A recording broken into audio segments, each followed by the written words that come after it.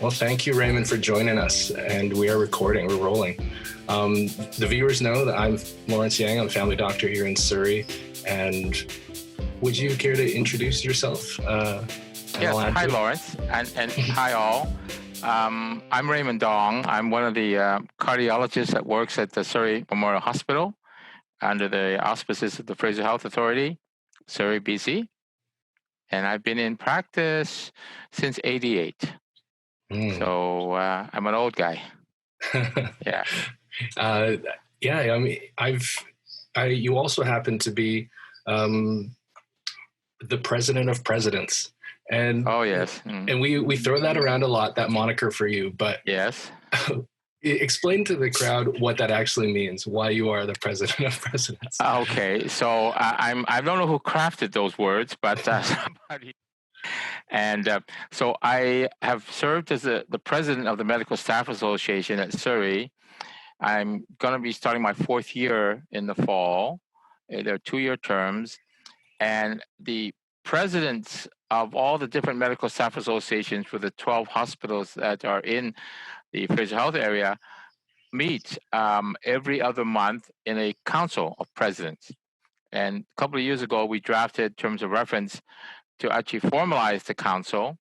And I'm sort of the first chair of that council. So my term for president of presidents ends in November, when another MSA president will take over. Yeah. It's been a very good experience. So you kind of wear the ring that unites them all. Yeah, the one ring to rule them all. Absolutely. Yes. And I had to go up to a volcano to get it. Yeah. Without having to reveal anything that would not be appropriate for public, but how has that been in terms of sitting at a table for the entire region, and Fraser Health being one of the largest regions in British Columbia, and sitting there and kind of really having the ear of the different presidents in every different facility? I think it's done a lot to enrich my professional life, like being a clinician first, a teacher second, and then getting involved in a whole bunch of other things. This was a different aspect. It takes a little bit of a different skill set.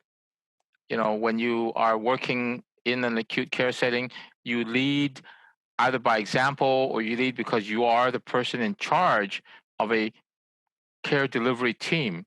Your pharmacist, your nurse, physiotherapist. So you kind of lead that team because they're always looking to you for direction.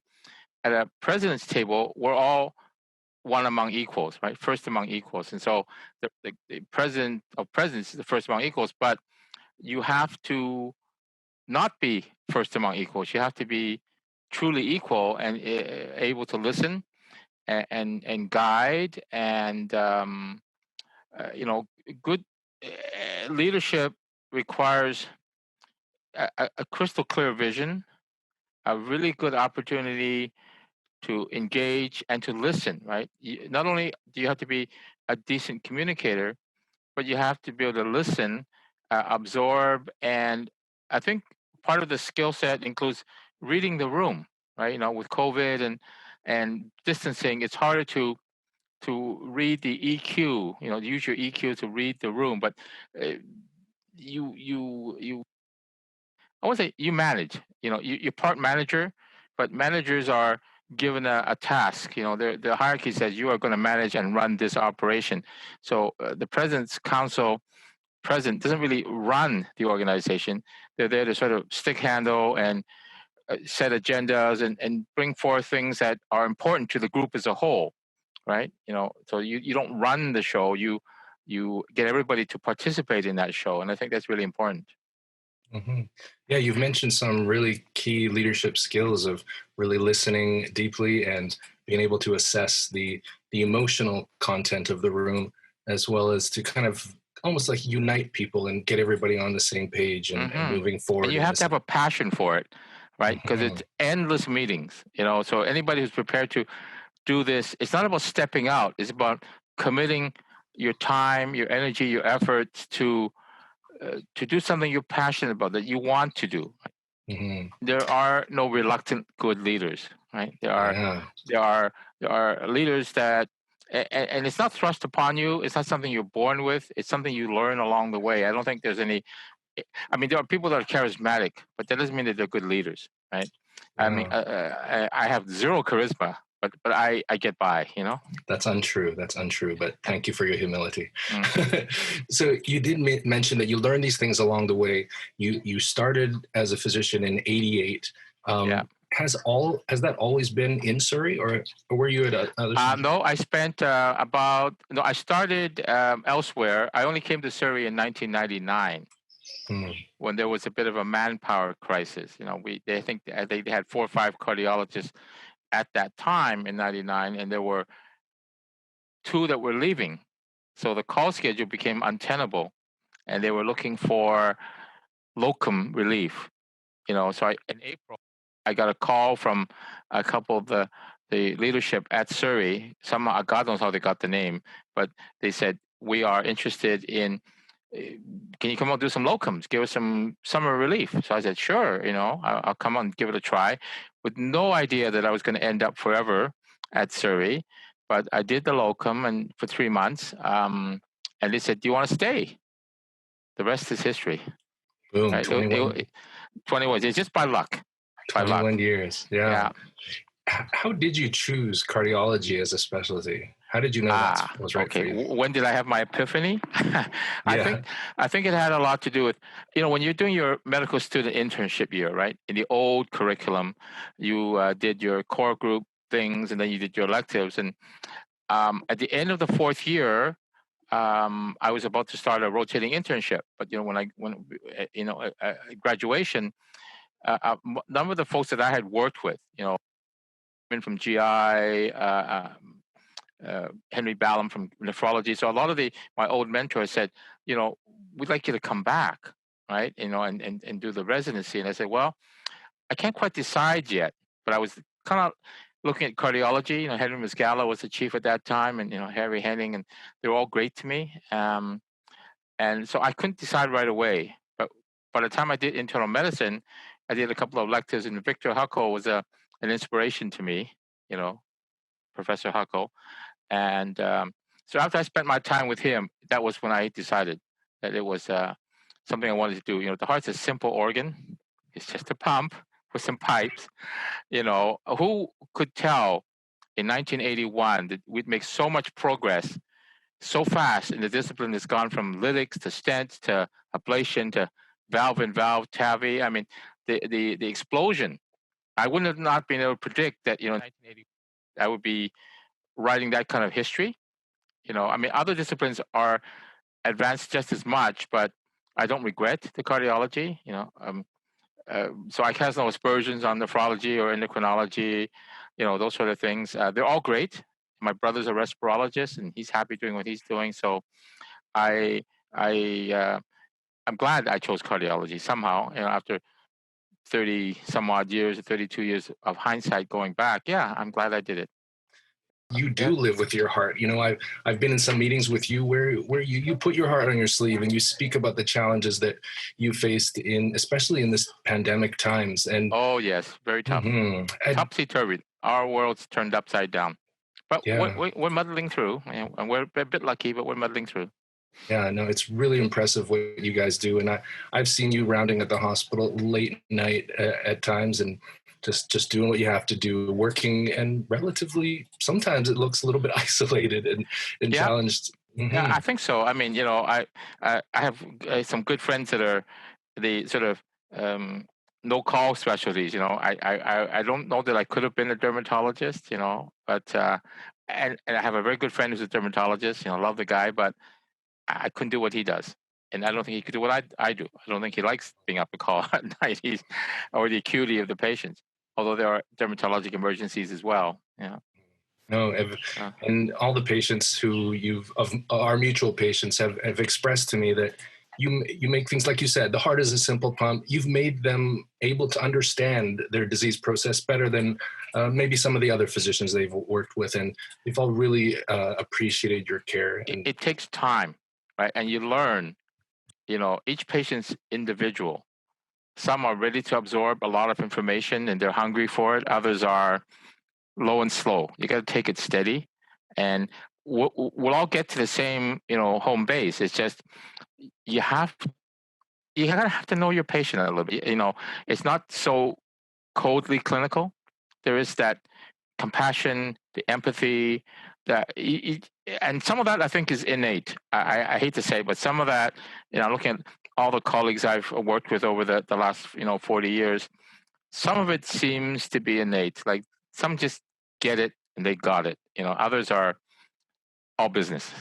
And I get that too. Everybody's got a different style. I don't disparage anybody. No, yeah, I think everybody has empathy in similar depths. But they express it. It looks different outwardly. Yeah, the manifestation is different. I think everybody cares. It's just that some people care, but it's on the surface and you see it. Others care, but they don't tend to show it because that's just their style, right? Everybody's different. And that's right. Again, don't knock anything till you've tried it. And in one of your many roles and many hats is in the physician quality improvement program, and I believe I think you're involved in. Is it the leadership? The networking component. They created those 5 positions: curriculum, faculty, development, communications, alumni. So I happen to have sort of been tapped to say, can you work on the networking part, which is the biggest umbrella, but also the most nebulous. Curriculum is concrete. We're delivering this subject matter, this kind of content. These are the lesson plans, and we have measurable goals, and we have metrics that says how well it was taught, and what came as a result of the teaching. When you say, well, we're networking, what does that mean? Are you the octopus with all the tentacles out there? And so it's trying to I won't say unite, but bring more people into the tent. So you're bridging the admin, you're bridging Fraser Health Central City, you're bridging the rest of your QI faculty and colleagues, you're bridging the medical staff associations and all the other entities that are supported by Doctors of BC, facilities engagement. So you're trying to promote, sell, advance the culture of quality improvement. And so the networking is part of the glue that holds that together, or you try to pull everybody together, because all those different bodies are phases of their understanding and their ability to accept QI, and so you have to say this group is not quite there yet. They're not ready to embrace QI because they don't understand it. And so part of my job is to let's help you understand what it's not what we can do, it's how we think, and it's a philosophy, and it's not a way of life. We don't all live and breathe QI, although some of us would think we live and breathe QI. Papa QI lives and breathes QI, but he's probably the only one, right? I'm talking about our leader, Dr. Smecker, our founding father, so to speak. But a late friend of mine, Jan Cornder, who you may have met in the past, yes, yeah, a classmate of mine, right? Class of '81. Wow. I've known him I knew him for a long, long time, and he was big on quality, and he was always trying to, elbow me to say, you're thinking about quality. And of our group, I think he and I were on the same wavelength about quality as it existed then. We're talking 5, 6, 7 years ago. It wasn't quite the behemoth it is now, right? The machine is rolling on the tracks. He was a founding father too with Dr. Smecker, and he was always my sort of inspiration for quality because he talked about it a lot, and we talked about it a lot. And so I just by osmosis, and the catching his dust, so to speak, I was able to get really interested in it. And then so having gone through quality improvement certificate, teaching it a bit, now I love it, right? I couldn't part with it, but it's a big hurdle to bring all those people into the tent because everybody's not got enough time, and everybody's purpose in life is different, and their agendas are different. But we're talking in QI a lot about spread, sustainability, right? So my job is really to help spread QI as opposed to taking a project and spreading the outcome of project results. Although I'm doing that too with the echo, but the bigger picture is spread QI. keep it sustainable so that after 5 cohorts, it doesn't wither on the vine. We've got all these folks out there that are well taught, great alumni, good ideas. Let's not let the fruit fall off the tree. We need to keep that going, And so that's, I think, the mandate of the network portfolio is to look.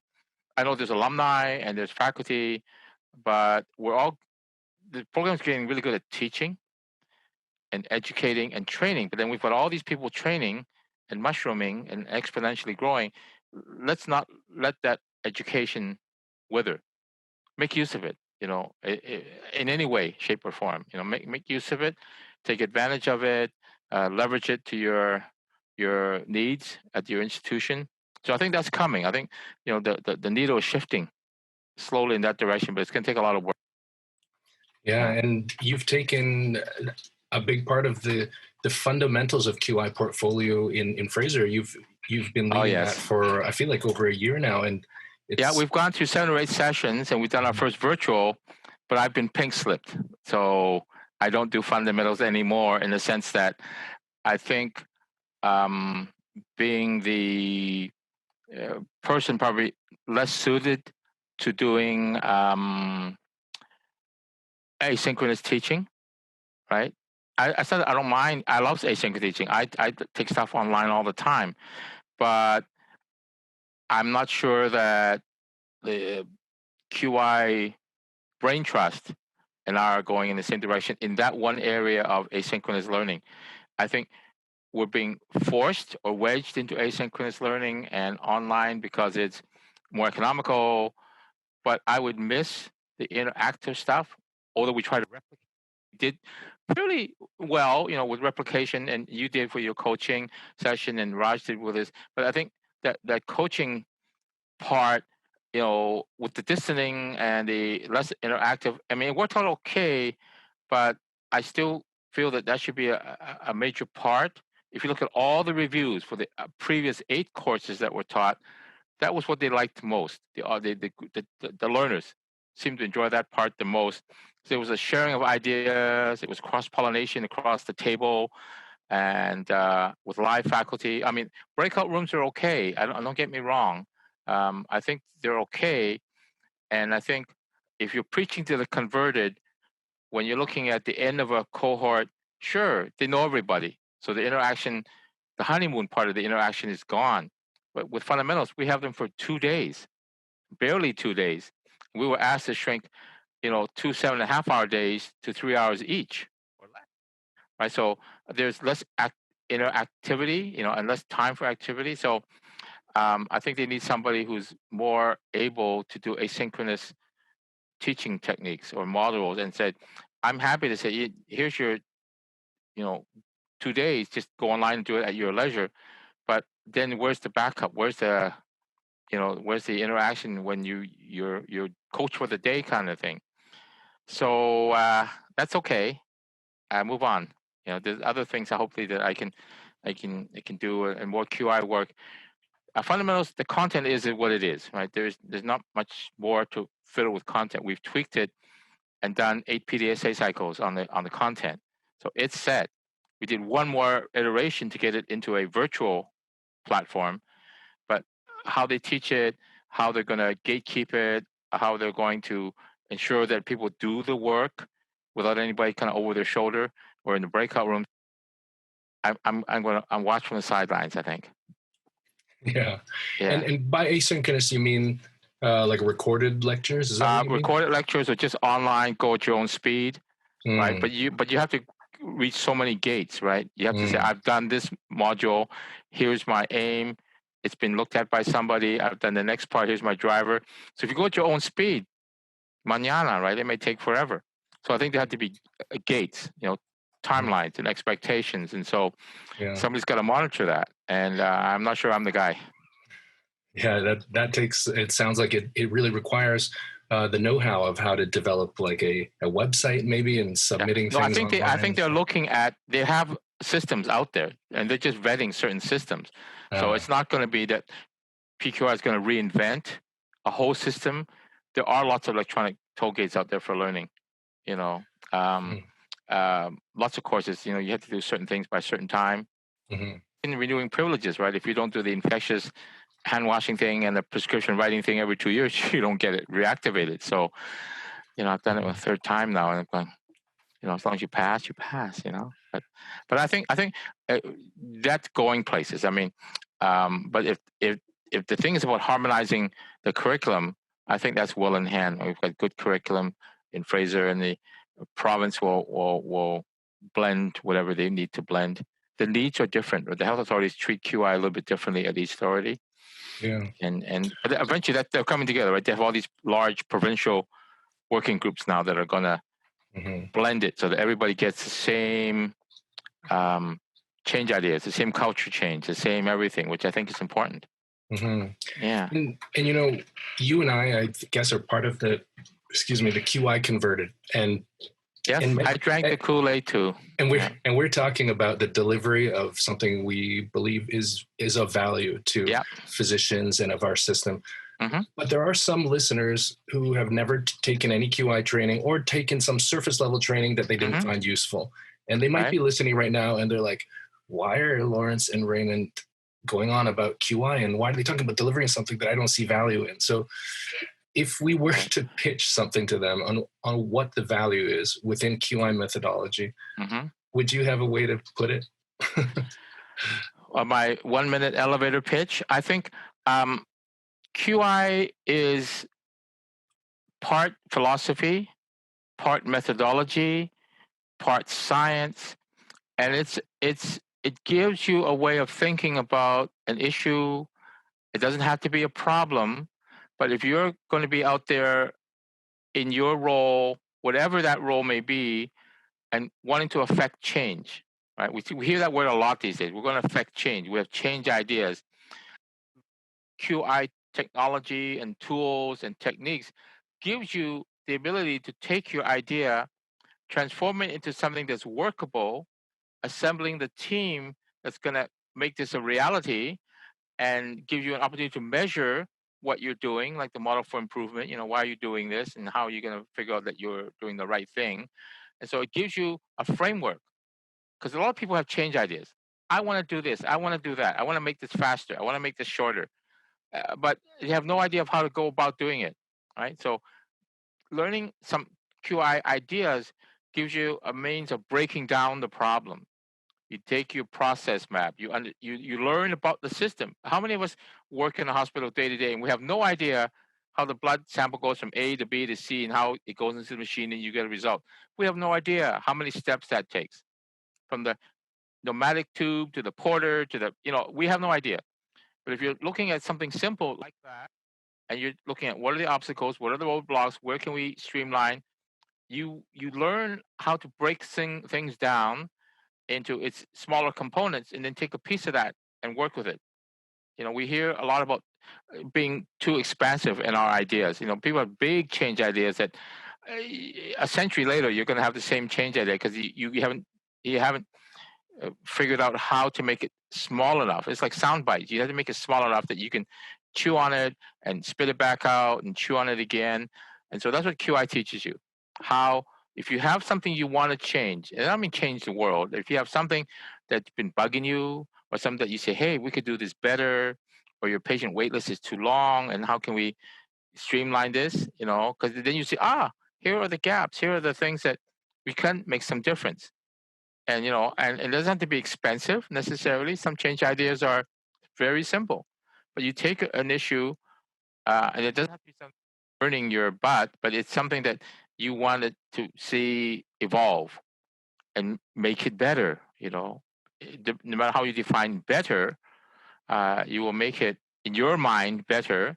And if you understand the system and how you go from A to Z, and you take out things in between, or you massage it, you'll get there. I mean, so that's what QI does. That's the beauty of QI, is that it gives you a framework, a mental skeleton to hang ideas on, and to manipulate and change things and move things around without sort of blowing up the system, right? So that's where I think the beauty of QI is. And anybody who's got ideas out there should look at this as a means of perhaps realizing or actualizing their ideas, right?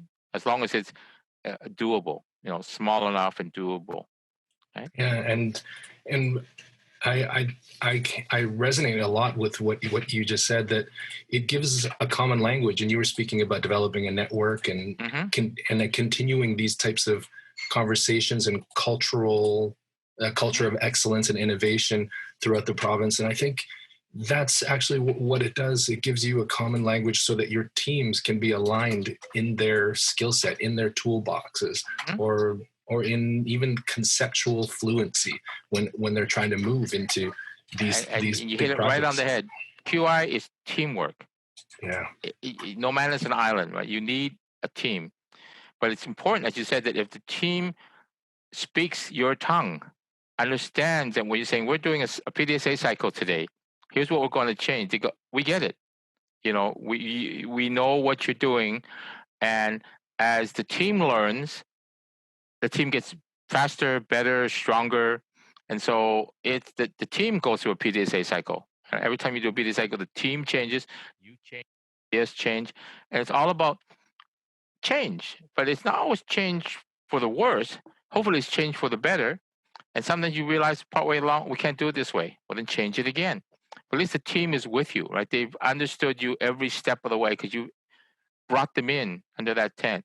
And the common language is important. So whether you're an administrator or a lab tech or a surgeon, when people are in the room that speak that same language, you don't spend hours trying to debate things that are unnecessary, right? So that in itself streamlines the process. And I think we should no longer pay lip service to QI. QI is important, and in this current era, we need to be doing more of it. So there's the spread part, right? So spread the language, spread the culture, spread the philosophy, and it will eventually become self-sustaining because everybody will be saying, here's a QI project. Let's work on it, right? And if they look at it with that kind of lens, it'll be really wonderful.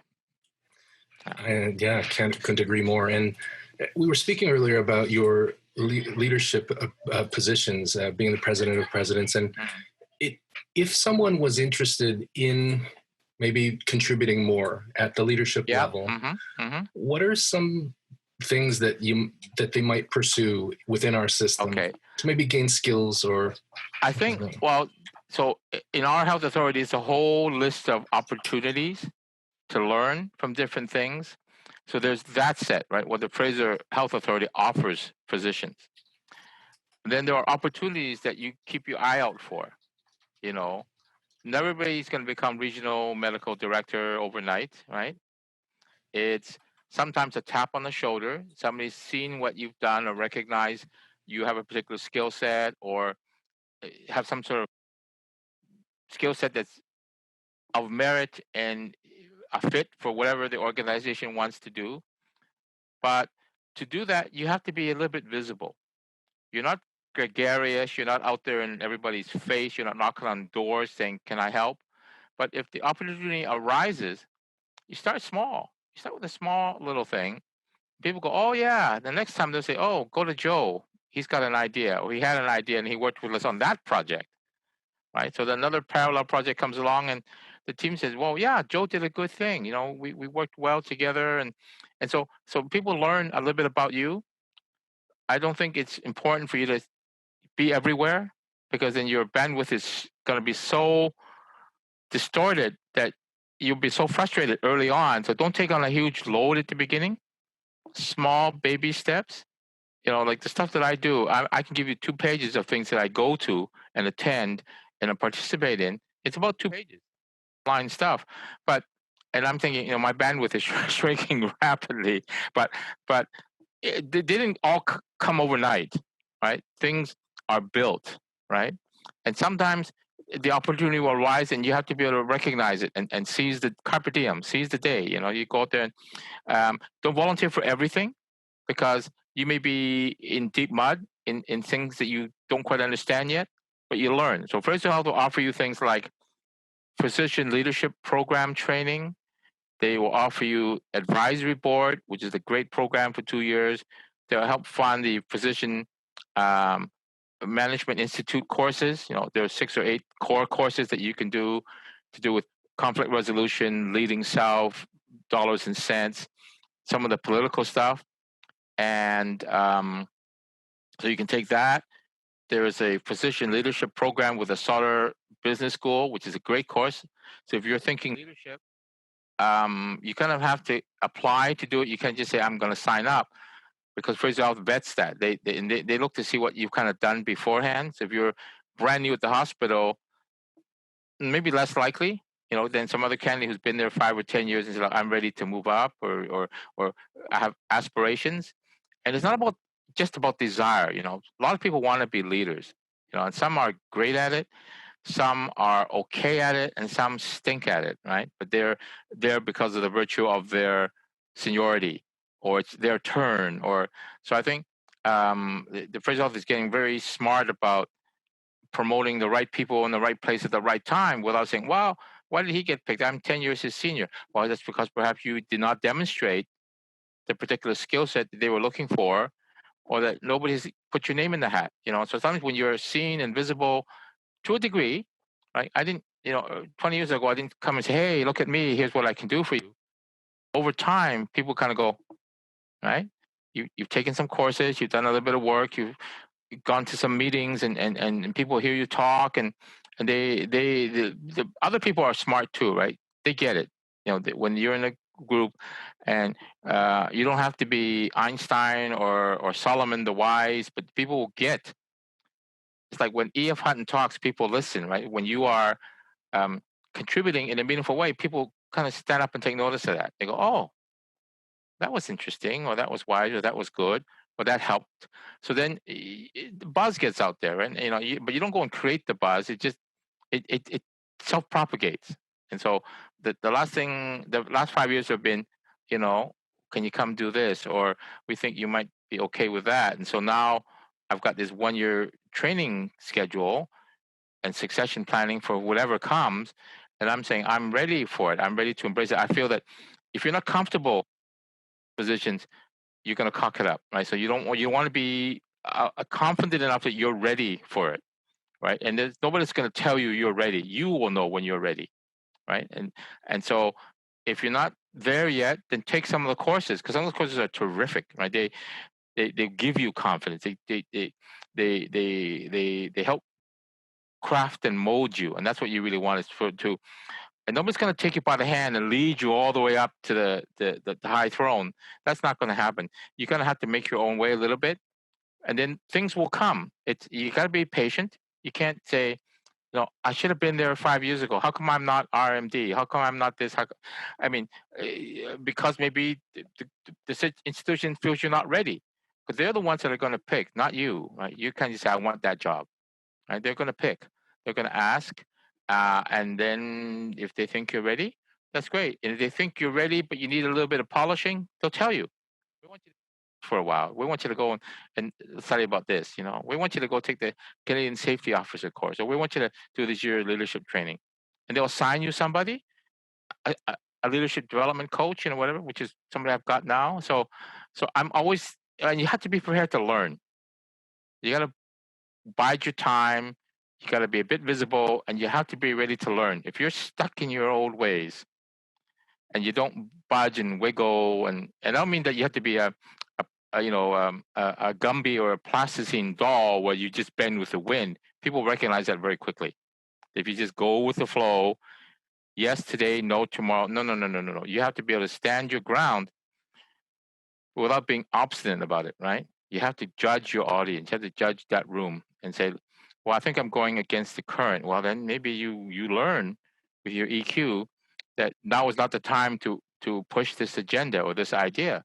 Come back to it later, right? So what you have to recognize, self, right? They always talk about, learn yourself, learn others, lead self, lead others. So there's method to that madness. It sounds kind of funny, lead self. Well, what does that mean? It means an understanding of you. You understand yourself, and you understand what you're capable of, what you're not capable of. You understand what your biases are, and you understand that maybe some of those biases don't fit in this particular situation, and you have to kind of remove yourself from it. or not push your bias. There's people that I meet who say this is it, and there's no way around it, and you can't really quite do that. You have to not give in, but if you make a cogent argument or discussion or debate, or you make your points with patience and intelligence and back it up, people are much more willing to listen than just to say this is the way, right? So you can't say this is the way. You have to give that up very early if you're going to be a leader. There's no top-down leadership, right? It doesn't work that way. A leader it's like Simon Sinek says, the CEO eats last, right? You care for your group first. You look after the team first, because they're doing all the work, right? You're guiding, you're analyzing, you're helping, you're supporting, but they're doing the work, right? So if you eat first, people will know that you are there for yourself, right? And leaders shouldn't do that. You are there for your team to support them. The team will need guidance. That's why you're the leader and they're not. But none of this alpha dog kind of stuff, right? It doesn't work. If you rule from the top, you will get no cooperation, no buy-in. And the whole thing about doing this is consensus and buy-in, right? There's beautiful books on buy-in and how to strategize for buy-in, because buy-in is so important now. There's so many opinions out there. You could be in a room with 20 people and there's 20 different opinions. So you have to get one side, and it's not a battle. It's not about I won the war today. I won the chess game today, but it's about people leaving the room saying, "Okay, I'll accept this. I'm not terribly happy about it, but I'll accept it because this is what the group wants." Right? It's a group think. It's never my way. Right? If it was my way, well, forget it. It just doesn't work. Yeah, and that's just my personal philosophy. Oh, you've shared some beautiful wisdom with us today, and you explained that some of it was definitely gained from lived experience. Some of it was gained from actual intentional training programs. Yep. And some of it was just observation. You have to be a student. You have to watch how others work, and you watch how folks that are strong and good leaders. Strong doesn't mean like I'm Iron Man. Strong means that they have a way about them, a presence. You watch them. You watch how they work. You learn from it. Right? You have to be a good observer, not just a good listener, but a good observer. You want to say, he did it that way, or she did it that way, and look at the buy-in she got. Right? So you have to respect and admire those folks with their technique and so you absorb it all. Right? There's no one book that says I'm going to make you a great leader because you read my book. Right? There's so many ways of doing it, and a lot of it's platitude, a lot of it's kind of anecdotal stuff, but there are gems, there are little pearls in all those things that help you. I think there are formal training methods for leadership. There are, you learn along the way, and some of folks don't want to be leaders because they just recognize this is not for me. So if you want to be a leader in healthcare, I'm not saying I'm a leader, but if you want to be a leader, then you have to want it. You have to have some passion for that kind of work, because people think of leadership either as too many meetings and and I'm caught between this and that and they're all mad at me. So some leaders you have to take too, right? Because when you get to very senior positions, you have to deal with the good and the bad, the complaints, the troubles. And I mean, COVID is an example, right? I mean, people headed for the hills, but the leadership, the strong leadership in COVID, kind of got us through this crisis because they were able to communicate, respond quickly, and everybody was about survivalship. What do we do next? And there was no clear-cut direction, but the ones that were successful at leading us through the storm grabbed it and said, "No, okay, we're going to make some decisions, right or wrong. I'm confident this is the right thing to do. We're just going to do it." And luckily, things worked out. It could have been a disaster too if the leadership was too slow or not nimble enough or didn't respond. So leaders have to be responsive too, right? Not just compassionate listeners, but responsive. And you have to support your team. If you don't support your team, you got to support them because they're the only ones that are going to support you. Nobody else. So again, you've shared some even more excellent wisdom. I hope that people really listen to this, and that style of leadership, the philosophy that you've shared with us, really resonates with me. And that's a leader that I would follow. So, I've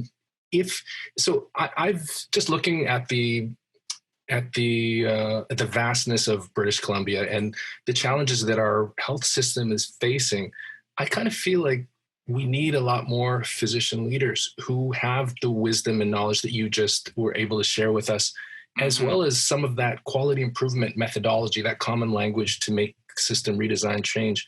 Yes. Yeah, I think quality should be embedded, between the ear, the little gray cells, like Hercule Poirot would say, the little gray cells. You have to embed it, right? And it doesn't mean that every new hire has to come with a certificate in QI, but they have to be encouraged to think about that. If you're going to build a whole next generation of leaders, they should all embrace QI, because us old guys aren't going to be around forever. But if you want to build the culture, some of it's about making sure that interior health has their collection and island health has their collection, and that we build on it, and that the funding bodies and the people that make those bigger high level decisions, part of the Ministry of Health mandate letter should be, we want QI. We're going to resource QI appropriately, because when QI is fledgling and it's got birthing pains, yes, you're not going to see huge results. We're not going to turn the system on a dime, but we will eventually. We will turn the Titanic around, because there are going to be cost savings. There are going to be efficiencies. There are going to be things that QI will help make work, will make happen, will facilitate, that might not be any other way with the old administrative care model, right? Even with the dyads and the triads and all that kind of stuff, if both parts of the dyad understood QI, think of how easy that would be, how well that would flow, rather than, I've got my budget and these are my line items and we can't do anything more. The QI dyad would say, well, yeah, but we can do this and we can do that and we can try this. And, I think it should be, from the Yukon border to the 49th parallel, QI. It's just it's going to take time and a lot of effort to make it QI everywhere, right? And I'm sure the QI Central will understand that. I think they're moving in that direction. But there's a difference between harmonization of the teachings, which is just getting you to step one, right? We understand the language, we understand the techniques, we understand the methodology, but that just gets you to a whole bunch of alumni, right? It's the alumni boost, it's the alumni being consulted, it's the alumni being part of the administrative team, wherever you are, Pouce Capet or Prince George, wherever you are, you need somebody with QI lenses to help guide. Doesn't mean they're taking over. It doesn't mean that QI is metastatic, but it means that there are people thinking about that in those directions, and there's a wealth of knowledge and ideas that I don't see a lot of administrators seeing things with the QI lens. They just don't. It's budget, it's staffing, it's no disasters today, please. It's no bad press today, please. So I understand and I feel for their position, but they should be encouraged to at least, like John Wong says, everybody at World Climate Executive is going to take Cohort at some point, or from at least the upper level directors and so on. Why can't we do that everywhere? Why can't, because they don't have, right? They don't have protected time as an ED to say, oh, I'm going to take 20 days off for this year to go and do this, and I'm going to work on a project among my many other zillion things I need to do. So somebody has to protect that. The people above that, the VPs have to say, yeah, this is our mandate for this year. Not the MOH mandate. This is our mandate for this year to build quality. And we want to make sure that all our dyad partners at some point go through. And so I'm always encouraged to see dyad partners coming to fundamentals, because at least they'll leave and they'll understand that when I go to them with a project or something or an ask or proposal, they say, oh yeah, I see what you're thinking. I like your aim, or I don't like your aim, or let's work on it together, right? If they understand the common language, very important, we can't do the mind meld that, Mr. Spock does. We have to be able to talk about it, I love that you always have these these these topical cultural references, but they seem to veer towards the sci-fi and the cartoon areas. I like sci-fi. I love cartoons. Saturday morning cartoons was my favorite part of the week. What were some of your favorite shows? I didn't like the ones that were politically incorrect, like the Tom and Jerry or the Robert and Coyote, because they're a little violent. They kept blowing people up and blowing things up. And so I like some of the superhero ones, right? The old Superman cartoons, and none of them were PC. Hall of Justice, right?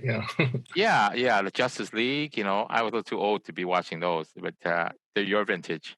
But you keep up. I'm always impressed with how you keep up with popular culture. My mind is as a cobweb of little tangential pieces that it was just something that just click and my worm kicks in, right? Oh yeah, that reference, and he starred in this, and there's Robbie the Robot, So I don't know. It's just spontaneous, I don't make an effort. I don't have a Rolodex of Trivial Pursuit cards in my pocket. But I do okay on Trivial Pursuit. You have an impressive brain. And was that realized early? Like, did your parents say, like, "Whoa, we got a special kid here"? No, my parents were very blue collar. I think they were very happy that my brother and I took the road we did, the path we did.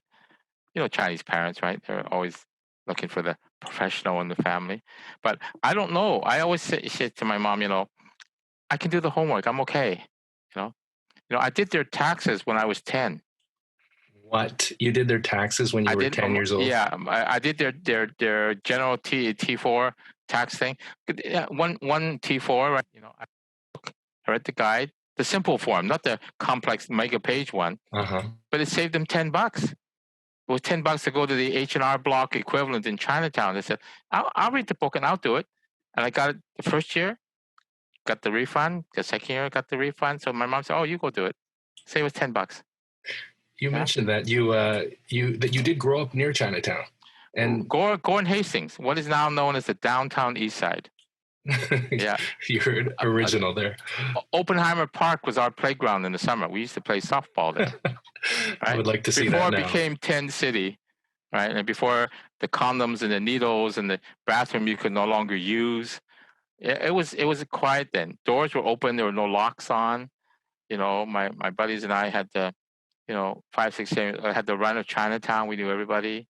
It was a different time. I don't dare go down there now at night. It's just too spooky. Yeah. You mentioned that your brother is a respirologist. Is that in British Columbia as well? Yeah, he worked at VGH for a while, and then he said enough of the academic stuff, and he's on Kingsway. He's near Metrotown. He does scopes, mostly upper airway scopes, because he does a lot of sleep apnea work, and he runs a pH manometry lab for the thoracic surgeons that want to do hiatus hernia work. He ran the physiology lab at VGH until the politics made him saying enough of this. So he does his manometry, his Bernstein tests, all that stuff out of his office. He runs a physiology lab out of his office, which is good because all our James Bonds and Sharon Ongs and Ashrafis send patients to him so they can justify doing the Nissan rap, right? Yeah. Yeah. So he does sleep apnea. He does a lot of sleep apnea. Oh. Yeah. And he's smarter than me. Always humble. So we mentioned how, QI, we really think that it's helpful. We think that leadership skills are helpful. What do you think? And David Williams, our friend David Williams, told me, Lawrence, you're lacking leadership skills. You should go to the Sauder School of Business. And I went through the course. Yeah. And one of the things that they taught you was the burning platform. Yeah. Creating speaking and putting out the vision of the burning platform. What might you say would be the burning platform for why we might need the quality improvement training? Because there actually are opponents. There are opponents to QI because they feel that it's cumbersome, They feel that this is QI is actually top down now, because QI is from the Ministry of Health. They just want to turn everything into a business, and medicine's not a business. It's so what would you say to someone like that? I think if there are people that are vociferously opposed to QI, I think the number one thing is they don't understand it. Right? They don't know what it is, and they've chosen not to understand it. They've chosen to hide behind Lean or Six Sigma or some other methodology that they're more comfortable with, and they adopt that methodology because the rest of them speak the same language, that language, right? They're not diametrically opposed, those things. You can take pieces of it. You're referring to the model for improvement? Yeah, the model for improvement versus the Lean or Six Sigma, right? So if you look at the administrative side, that's what they're taught, and that's what they're looking for, because it's cost saving. It's to get rid of all the waste. I'm a black belt in Lean, okay. But that's looking at one facet of it. QI is much more comprehensive.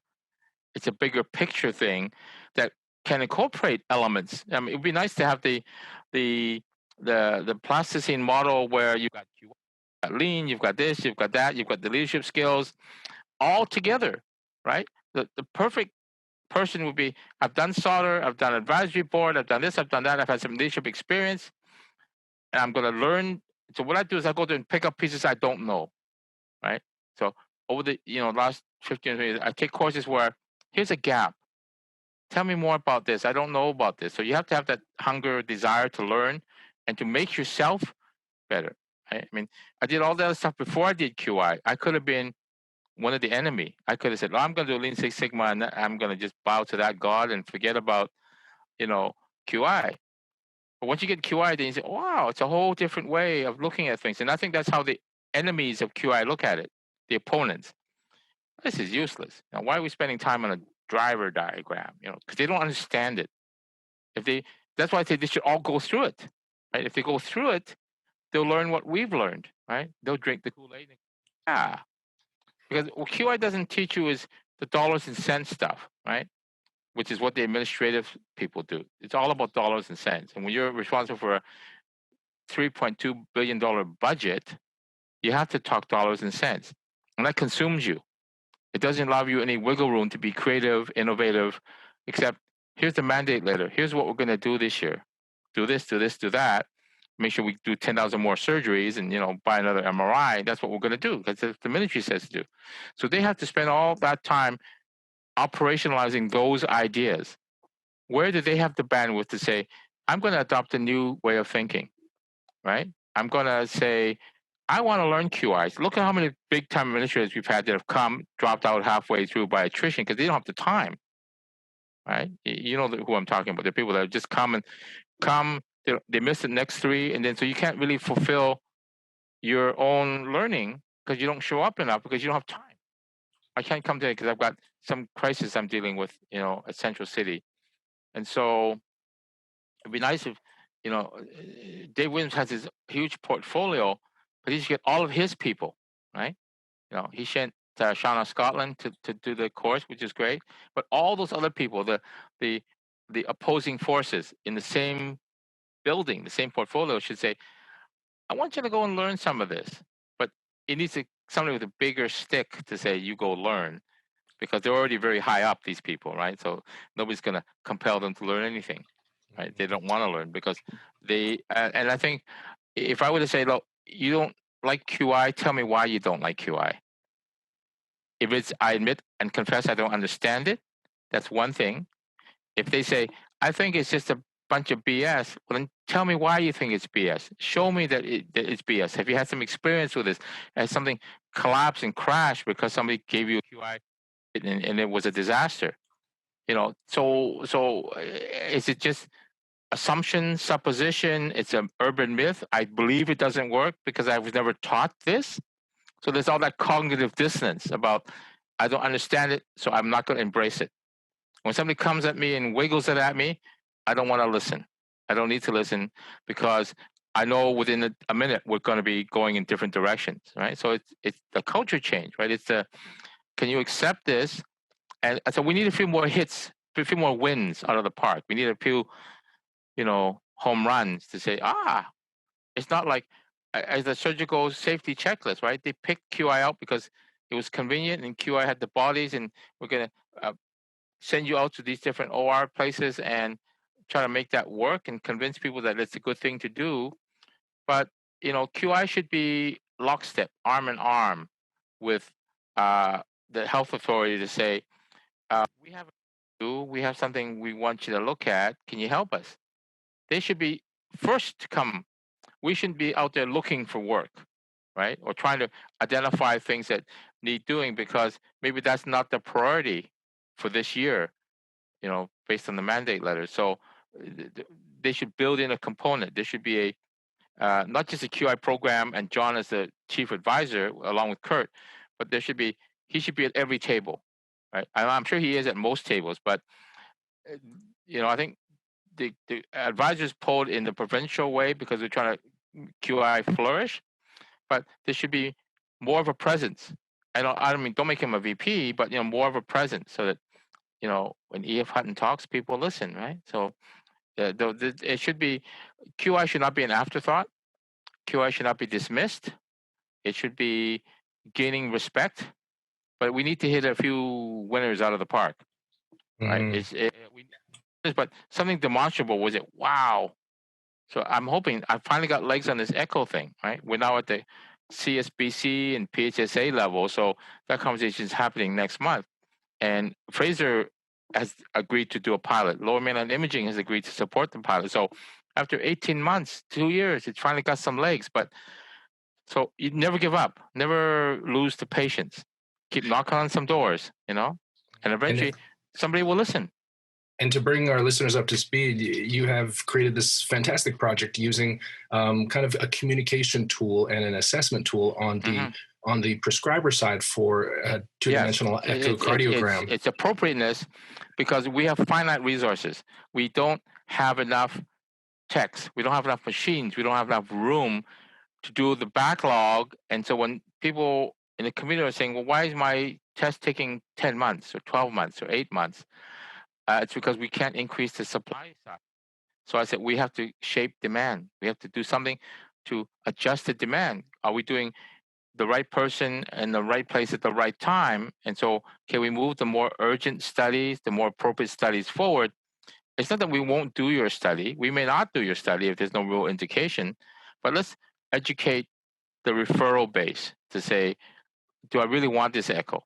Because if you've waited 10 months and it hasn't happened, you need to rethink, do I still want the echo, right? So that's what we're doing now. And COVID was a cloud with a silver lining because it's galvanized the authority to say, well, we've got all this. We haven't done any echoes in March, April, or May. We've shelved all of them. Now we got to catch up. So there's 1,500, 1,800 studies to catch up when your regular ramp up is already occurring. So where are you going to fit all these people in?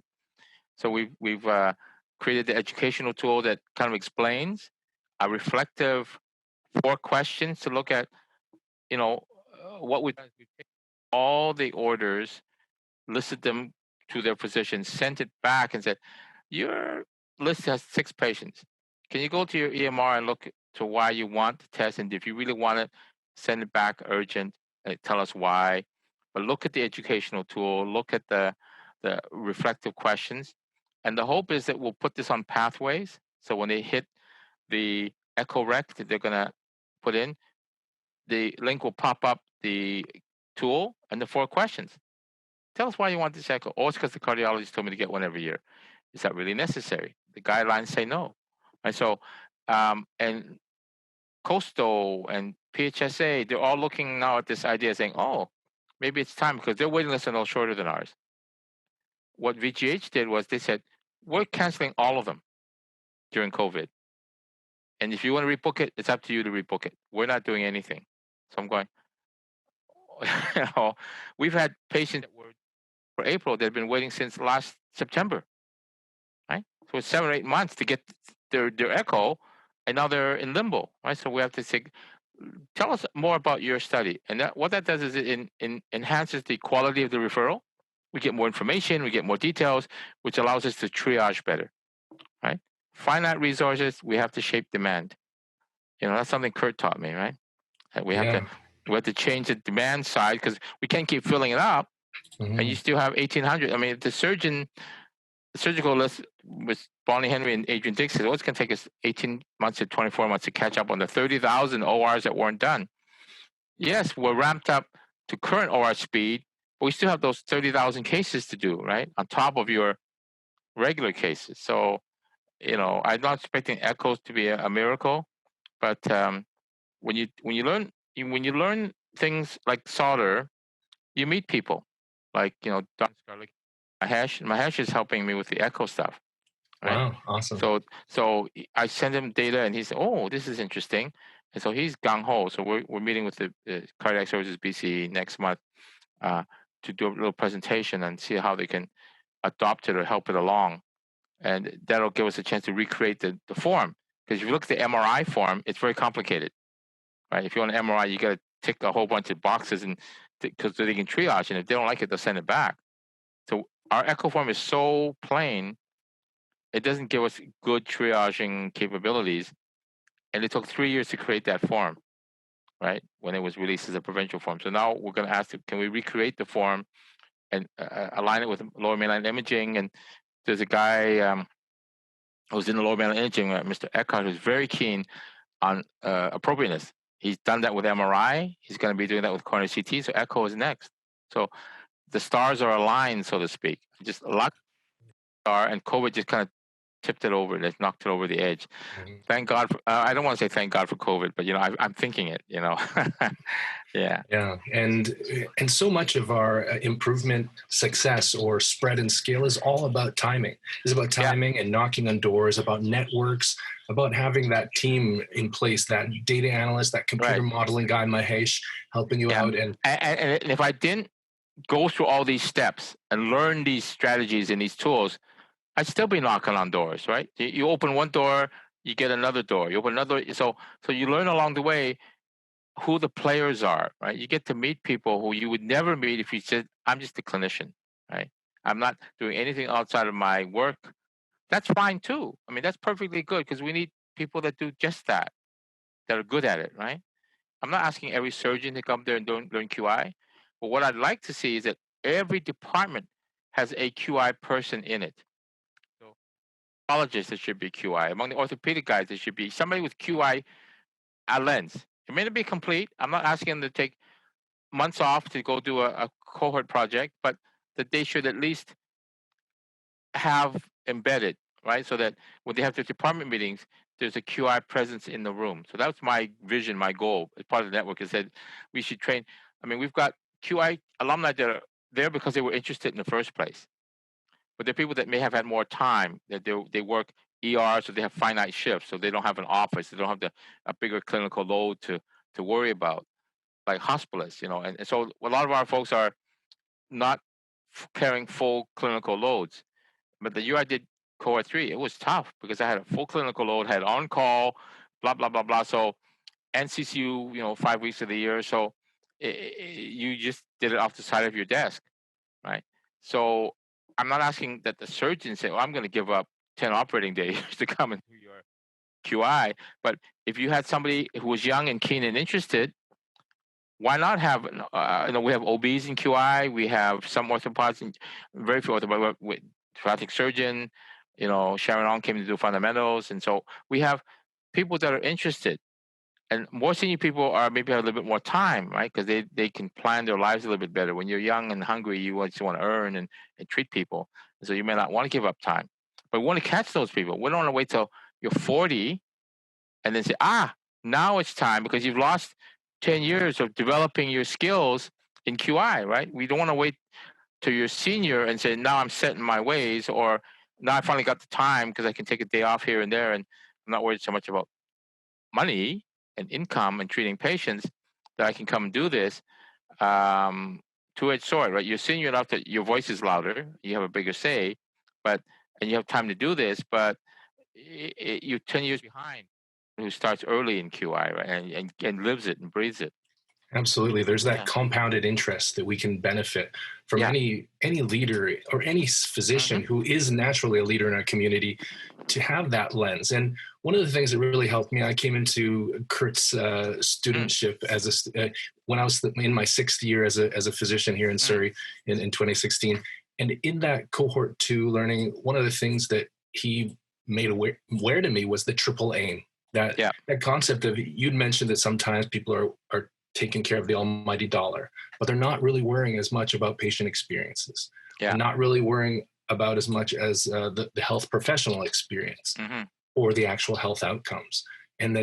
But Kurt showed me that actually, is it possible maybe that we actually work on all 3 aims at once, the experience and the outcomes and the cost neutrality or cost reduction? If you do 2 of those things, the third one will follow, like, because it fits.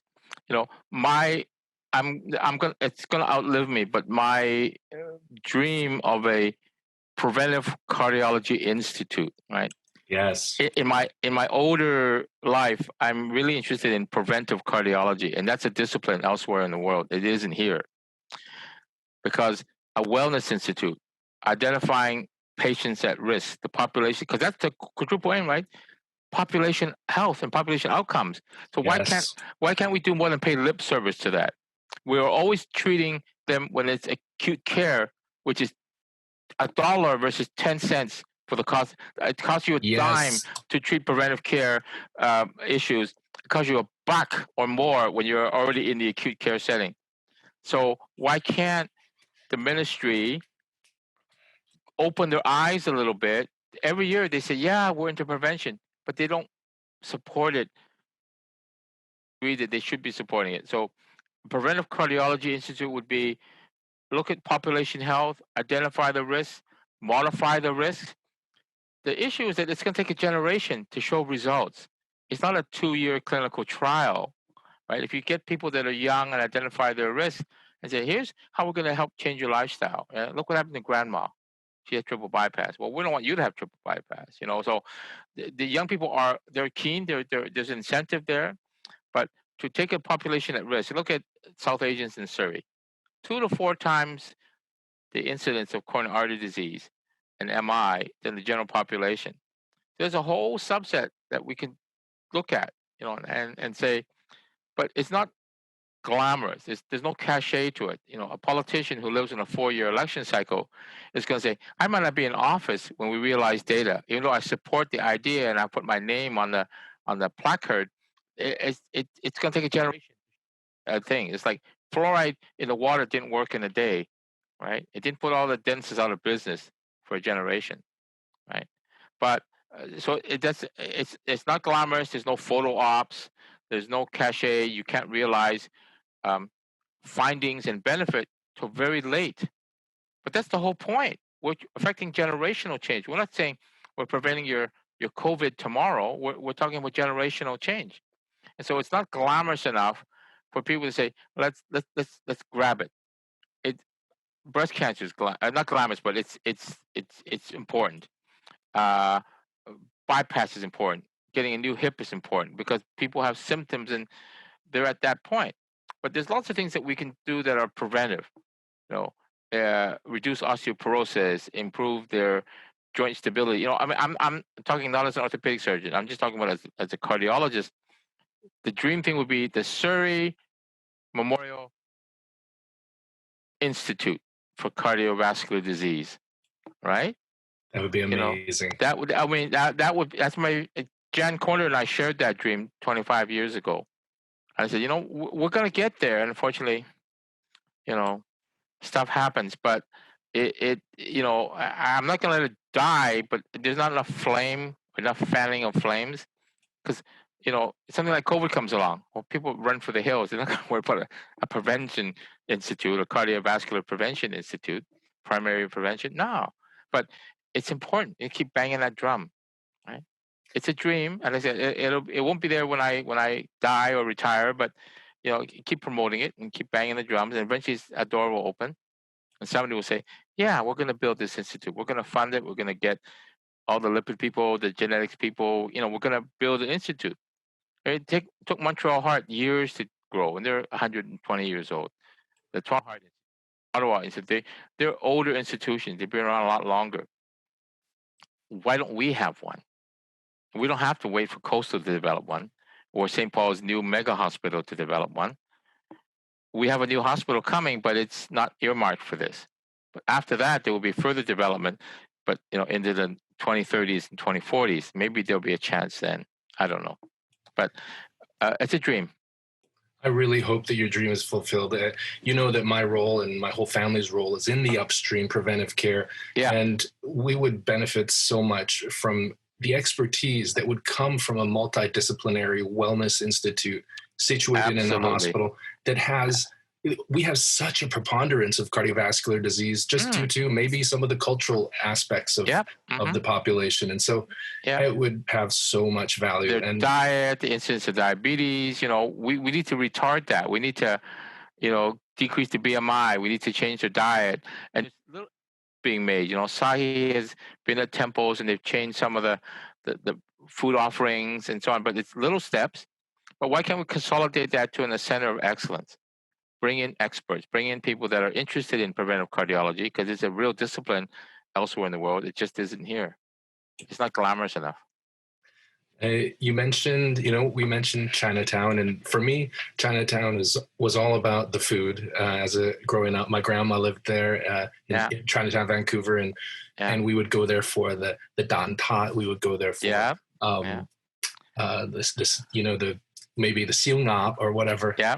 And actually, some of the first times I met you were at Chinese banquets. Because my father and you had a friendly relationship, and you would always help out you would help out at various community giving and community charity events. Yeah, education forums, that kind of stuff. Education forum, that stuff. Yeah, you've always been in this prevention, preventive health stuff, and you've lived that passion. And melding preventive health stuff like the Sahi did at the temples about healthy eating and stuff. Did that have anything to do with your own interest in the culinary arts? You caught me. I collect cookbooks, right? So I read about different cuisines and different cultures because it helps me travel, right? In my mind, I'm there. I'm in Marrakesh. I'm in the Caribbean. I'm wherever. I'm in Italy. I'm in Tuscany because I have a book on Tuscan food. So it's a way of traveling in the mind, but it's also a way of learning all these different techniques and spices and things that I'll never see, right? That I can't buy here because they're not accessible unless at a specialty spice market. But I found some online spice places where you can send, like the Spice House in New York, Kazakhstan in New York. So there's places you can get all these rare things. But I like cooking. It's a therapeutic thing for me. I just don't have enough time to do it well. But I collect Japanese knives. Yes, right? I'd like to hear more about that. When we did the trainer thing, I brought a knife. So I collect some vintage and some modern Japanese style knives, sharp as hell. Sometimes hard to keep up, like sharpening, but I practice. I learn. I just with the cheap knives, not the expensive knives, with the cheap ones, just to get some skills. My knife skills aren't as good as a professional chef's, but I don't have time to sit there and I worry about cutting my thumb off, But yeah, I like cooking. I like trying different things. It's part of the keeping the little gray cells active, right? Yeah, and food is like a travel log for me. Yeah, I collect cookbooks. I collect knives, but not all kinds of knives. Specifically Japanese knives. I may have my day-to-day steel, but the Japanese ones I don't use them very often. And I have the cheap Japanese knife where I can play with it and pretend I'm sharpening it. And then there's the ones that I don't touch. I just have them in a set. Someday I'm going to get good enough to use them, but when maybe when you start saying no to some of the things that people invite you to all the time. Right. So there is that thing about the leadership thing. You have to learn eventually to say no. The bandwidth. Early on I was a sucker. I said yes to everything because it's fun. Like some people say, they like me, they really like me, they want me, but you got to get away from that, right? Because you just have to keep an eye on the horizon and your timing and what you can do. Because if you do 10 things poorly, it's better to do 2 things well, right? Yeah. Right. Yeah, you do things well, and then you don't have 20 pie plates juggling in the air because you're gonna crack a few. You're gonna drop a few. So I'm kind of at that limit now. I'm kind of at that point where, you know, but you can always change what you do, right? You can say, okay, I'm done with this part, like fundamentals. You know, I've carried that baby is you know, I've given birth to it. I'm going to move on to something else. Over to you, because you're maybe more adept or more into the asynchronous learning and online and you know, do it at your own speed. Whereas I want to be a little bit more hands-on. I want to be in that room with you, and I want to, you know, table talk with you. And if that's not going to happen, and we're just going to watch a bunch of videos and slides, and then here's your assignment, and when you get your assignment done, your coach will check it. So that's being developed. So I don't know how it's going to look at the end, but it's time to pass the torch. And that's another thing to do as a leader. As you're developing, you have to learn to delegate, and you have to learn to pass the torch. You can't do it all on your own. Still teamwork. You can't say, I'm going to do this. You spend all night writing policy and drafting letters and documents and so on. You'll be up all night, right? So you have to trust that some of your team will carry the can for you. Yeah, right? absolutely. So the leadership is also about trust. You know, if you're a cynic and you can't trust anybody on your team, get out of the game. Right? You're going to be as I say to my friends, a negative inotrope. You're just going to drag the team down, you know? I love that nerdy metaphor. Yeah. Well, I mean, it's a cardiologist talking, right? Who else talks about inotropes? This is ICU true. and us, right? But a negative inotrope, when I was training in Toronto, one of my friends and I, we kind of coined that, talking about one of our mentors, because he was a terrible mentor, right? He was just a old school hard ass, right? Never let you have a break. But so we said, oh, he's a negative inotrope. He's not here to. He's there to kind of keep you down. You're learning, but at a different, you know, different way of learning, and that's not good. But you take what you can and you move on, right? There's always situations where you learn. You learn the good and the bad and how not to. But like, you know, I would never emulate that guy in real life because he was a negative inotrope. And I'm hoping that nobody ever sees me as a negative inotrope, right? That I'm going to drag them down, because that's the last thing I want to do, to be a millstone around somebody's neck. You know, I want to be able to help, uplift, upgrade, upscale. I don't want to be the one to say, I'm holding you back, right? Better let them go than hold them back, right? And that's another thing about leadership, is you have to be able to let people fly, let them know that you're confident in their abilities and that you support them and they're ready, right? If you can't recognize that and you're clinging on and hanging on, no, you're not ready, no, you're not ready, then you're not a leader, right? You have to be able to recognize the skill set of your talent, your patient, your people. Yeah. I've noticed that you've stepped up to actually cover, you know, for site medical director at times and stuff. That like was just something that was fortunate. You know, he needed a break. I said, okay. He asked. I said, okay. He's my mentor currently in the leadership development. He's one of my mentors. That's and I really admire him because I'm learning lots from him. Me too. That's Dr. Rob McDermott. I learned so much from that man as well. He's smart as a whip. He is. Really brilliant. Who are some of your mentors, that, if you have any? Mentors? Well, Rob is one. Marietta Vandenberg is a good friend and a mentor. I love her style. I love her compassion. She's a red. I'm a hot blue green, but you know, you're talking about the core strength colors, the strength deployment inventory colors. Yeah. Oh, so I love her directness when it's necessary, right? And it's no nonsense, and let's just do.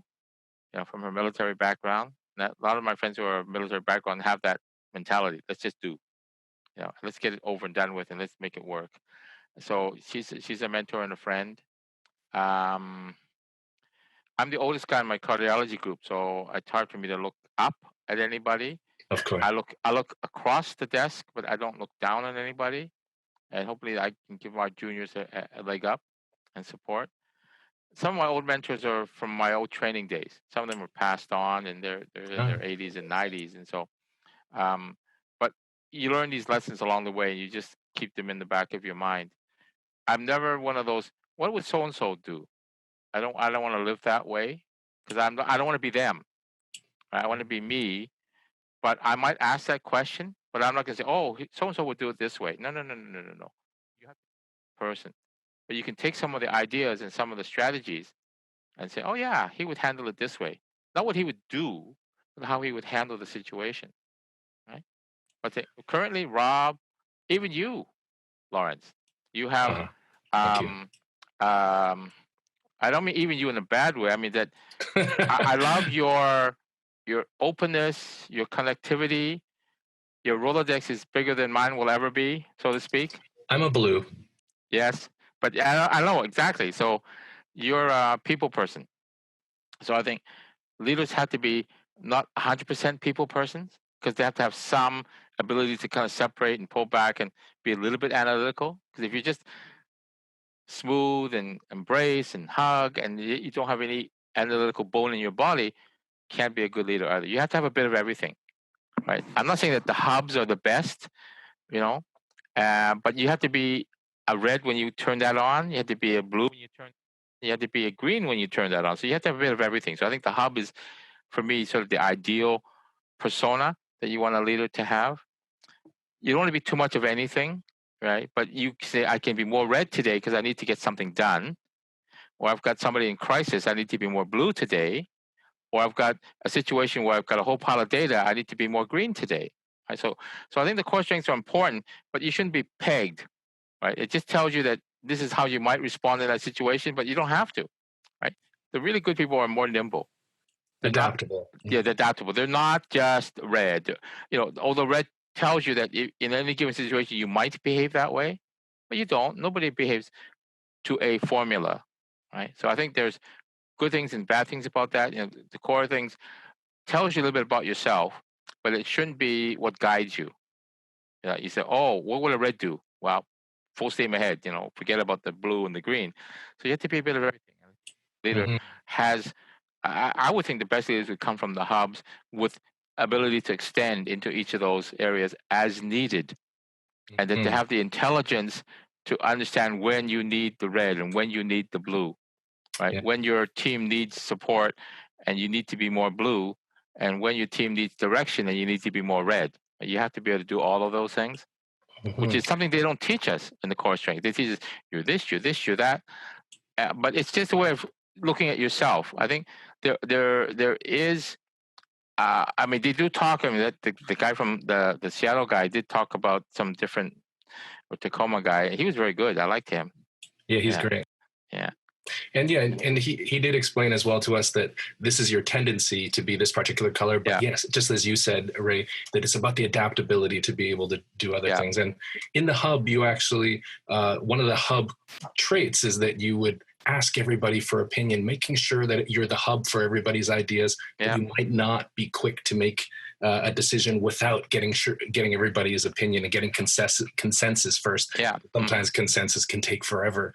So really, which is the downfall for a lot of meetings, right? Yeah, we really can't agree on anything, right? So that's where the buy-in strategies and how to. It's like the classic movie play, The 12 Angry Men, right? 11 out of 12 were going to convict that guy, right? There's the one guy, Henry Ford, who said, "No, there's something wrong with this," and eventually, all the folks who showed their biases, right, came forward and said, "Yeah, oh, he's just a punk because my son's a punk, and therefore he must be a punk too." Or gang member. So everybody eventually turned for acquittal, and it was the right thing to do, right? So I'm not saying that we should all be caught in a 12 angry men room all the time, but some of the situation feels like that. You're the one lonely voice that are saying, we need to rethink this. And 11 people are glaring at you, like the guy said, "I got a ball game to go to. Why can't we just find this guy guilty and move on," right? So you have to look at ulterior motives, and you have to understand why people are saying the things they do. So if you know who's red in that room, you know who's green in that room, kind of, because you worked with them a lot, you can adjust your strategy your framing to appeal to. Yeah, it's like the 6 hats thing, right?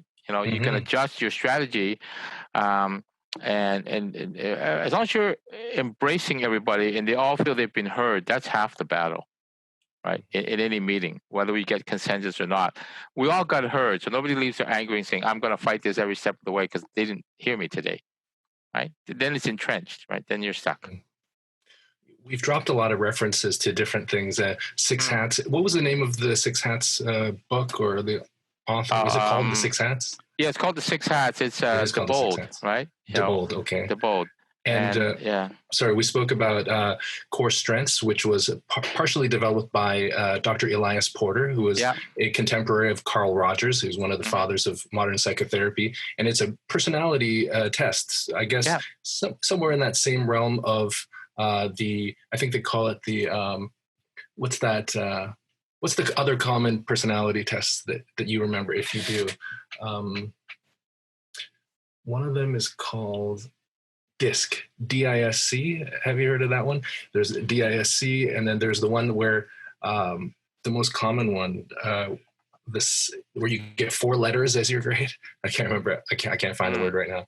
But anyways, it's one of those, and fantastic resources. So look up core strengths, dear listeners, if you're interested, and look up The Six Hats by, again, what was the author? De Bold. De Bold. Yeah, thank you. D-O-L-D. Yeah. So I think there's so much out there in terms of books and literature and stuff. You just have to, you can't read it all. You have to kind of pick. And I know that QI has curated specific writings because it blends itself into the materials that they teach. You go to Sauder and they have a completely different reading list, right? Their Harvard Business Review, their case studies, and so fantastic reading too. Yeah, very different. But they're looking at so Sauder is more about leadership. It's nothing to do with QI. And if you listen to what's his name, Gardam, is it QI?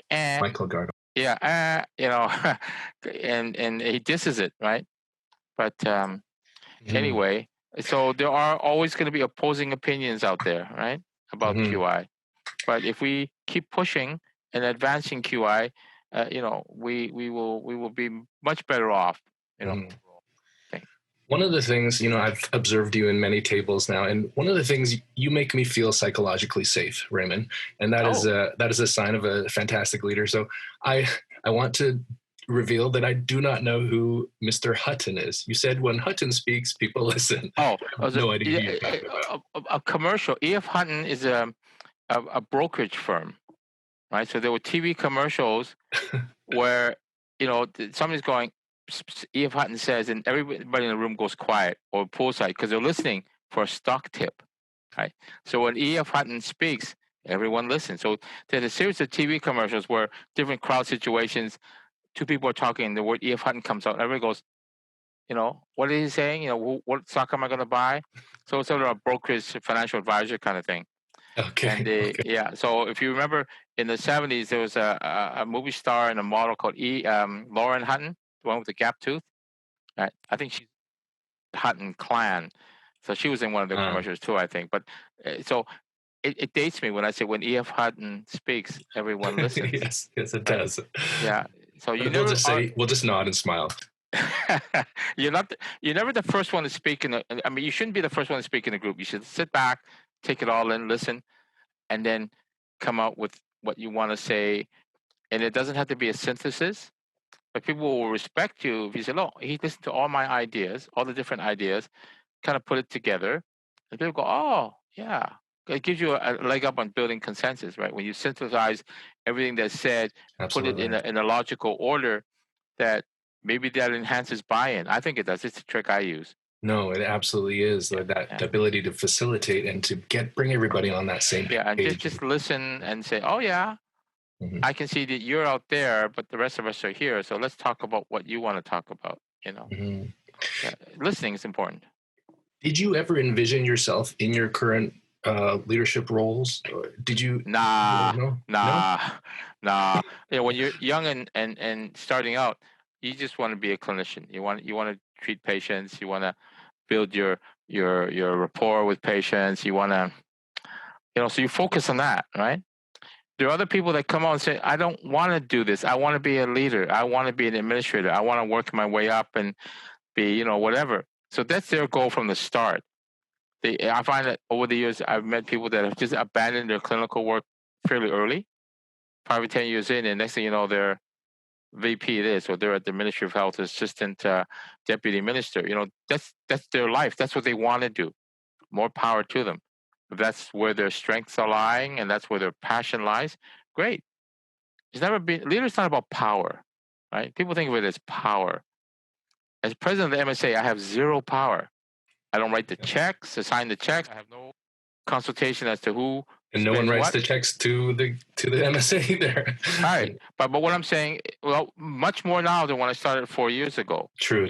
Yeah, we're way up on the fees. I love the adaptations you guys made to make a lower barrier. That was fantastic. Yeah, we're way up on the fees, but the thing is, people say, "Oh, president of MSA," it's not just a title, but it's not power, right? So I think I don't do it for power. You do it for guiding, facilitating, and I think in the 4 years, the tenor, the quality, the things that are said, the messaging from the MSA quarterly says, I think I'm biased, but I think it's improved compared to the 6 years of my predecessor, where they were just putting out fires and anesthesia was going on strike, orthopedics was going on strike. In those early days where it was just turmoil, right? Mm-hmm. We had a web and stirring the pot and just confrontational all the way. Right? Now, I think the messaging is better. We're going to adapt some more because we're responsive to the membership to say, what do you want?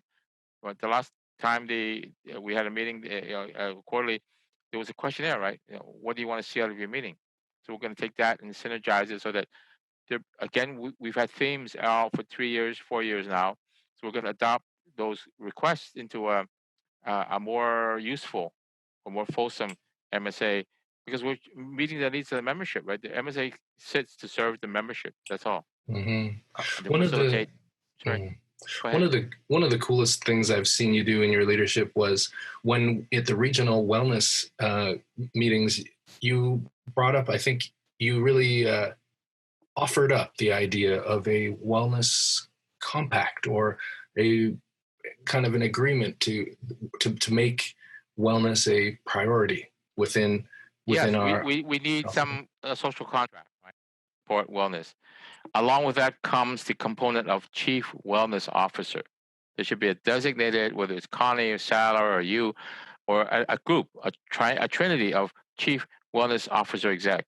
So take part of the working group and elevate it so that they do have some power and some signing authority and some funding. Now, I can't believe that Connie keeps knocking on Dayan's door and they all come going, I don't know, what, like give us a pot of money that's designated for this.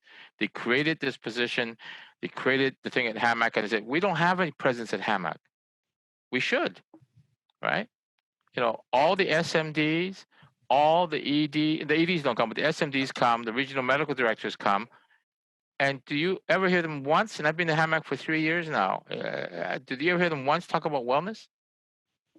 Except for the meetings maybe I missed because I was away or on call. Never. Mm-hmm. And Greg Haljan had that portfolio. Mm-hmm. But it was research, education, and wellness. He's cleaved off the wellness. He doesn't want anything to do with it. Now he's got research and education.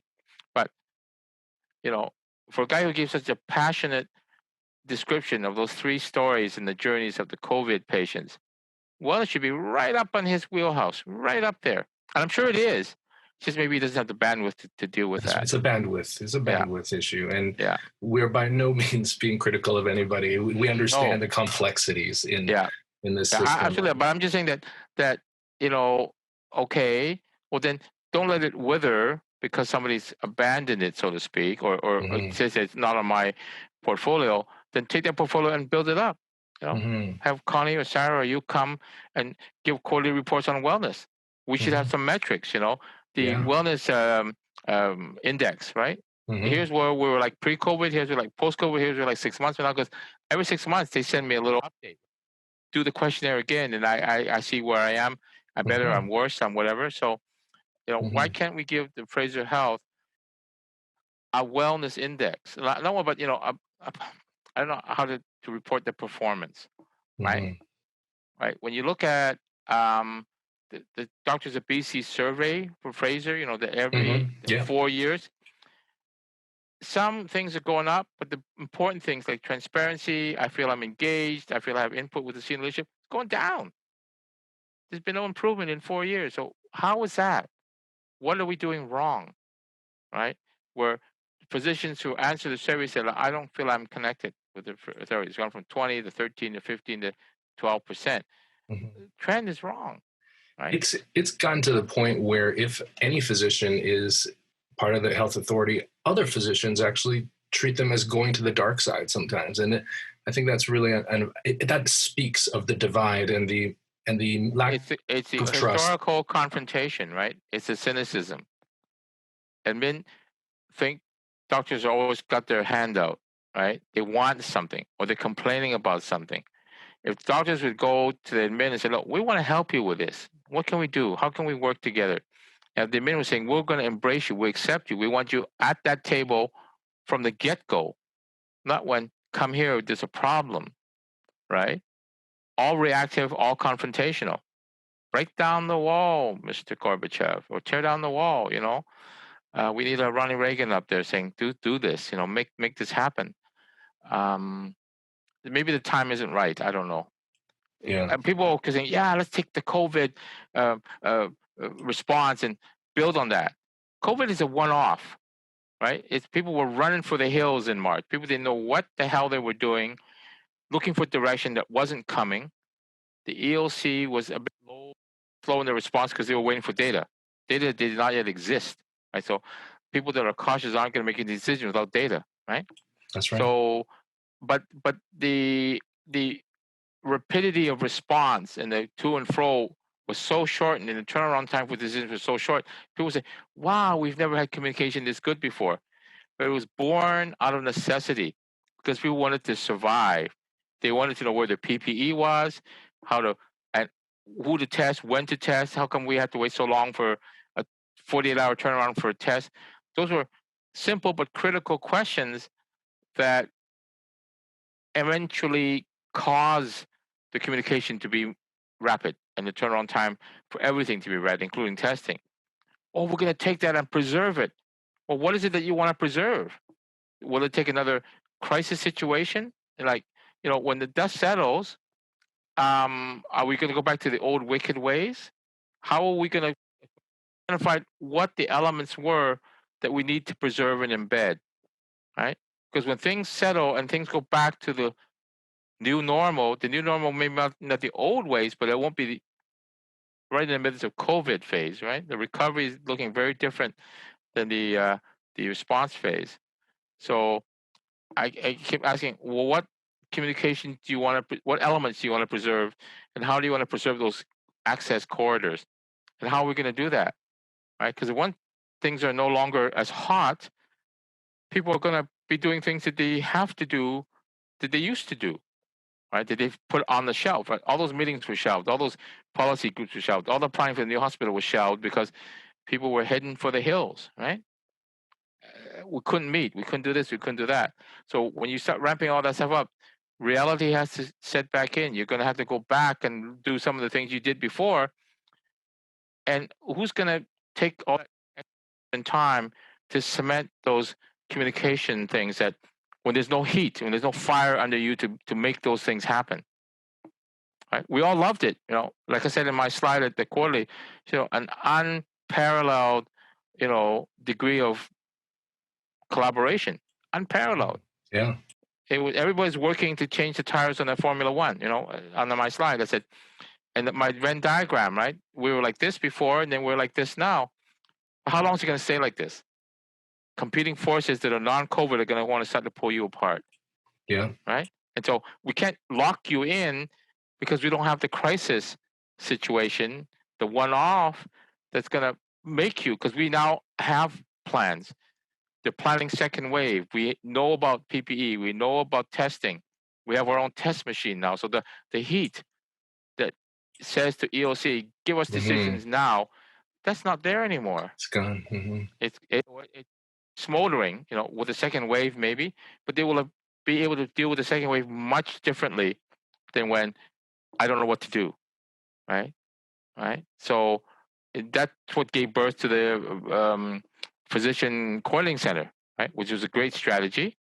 People actually read it because they were hungry for information, and they were saying, "Wow, people are throwing money around," because the problem is spend, right? Buy what you have to buy. So the administration was saying, okay, well, we don't have to wait for an okay and 20 meetings later. We're just going to do it, right? And it worked out, right? So the immediacy, the spontaneity was driven by a crisis. We can't have a crisis every 6 months to keep enhancing that communication. Please no. I don't think we could survive it. But I think that the thermostat turned down a bit. And so both sides will realize, go back and do. Surgeons are not back in the OR. At least it's back in the OR.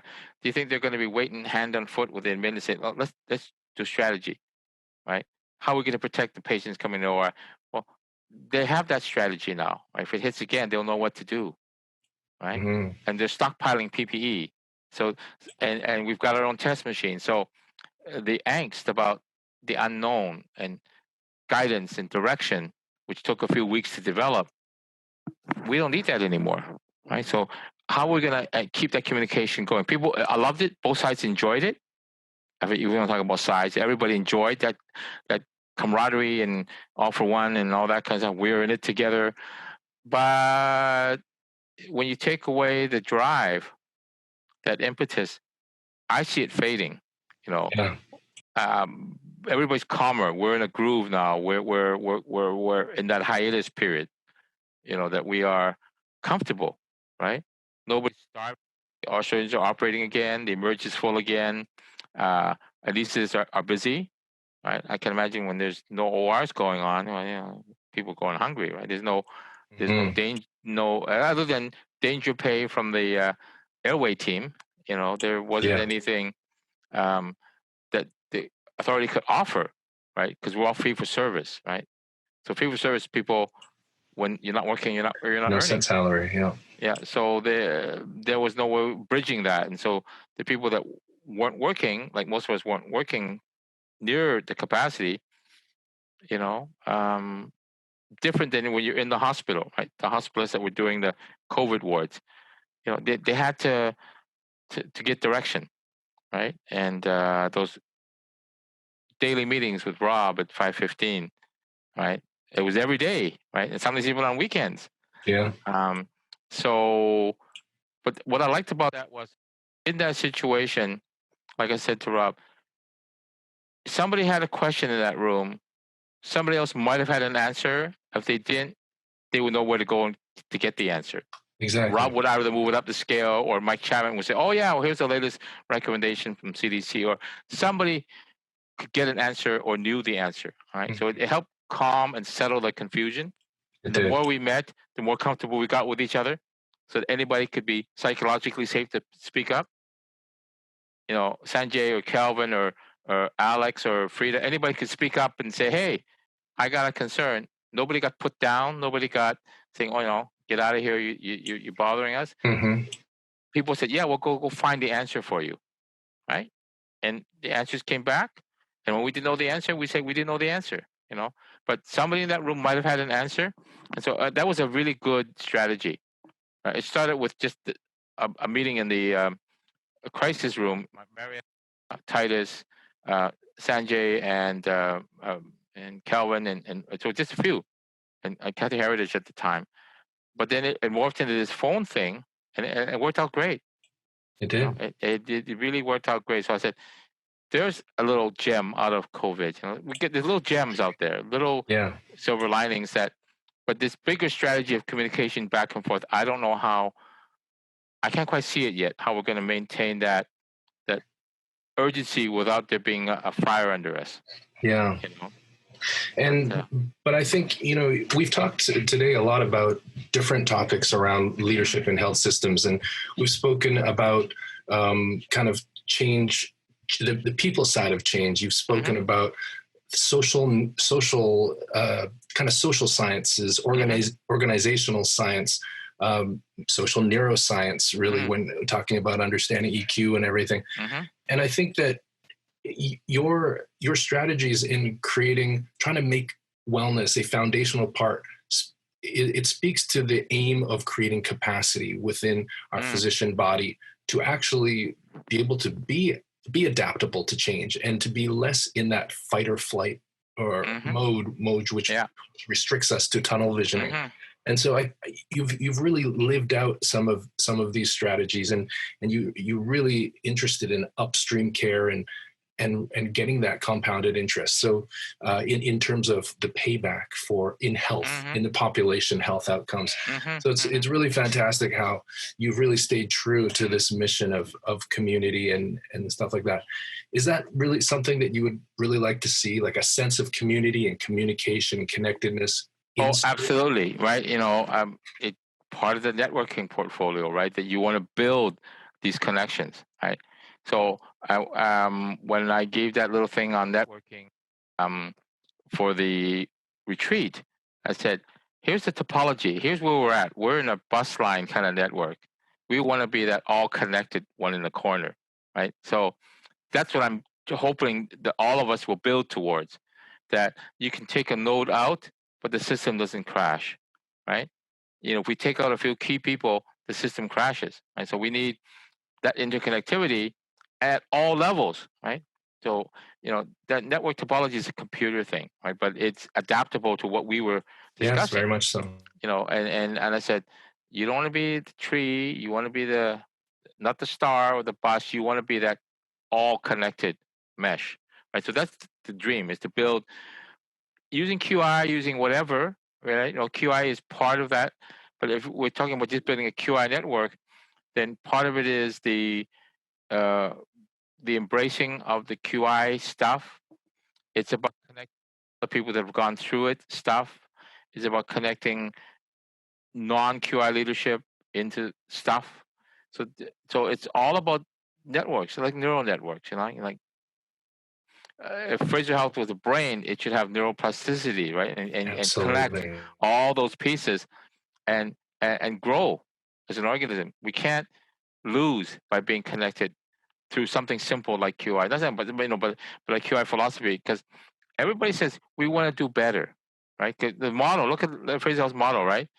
Better, whatever, better care, better, So what about that doesn't fit QI? QI is better.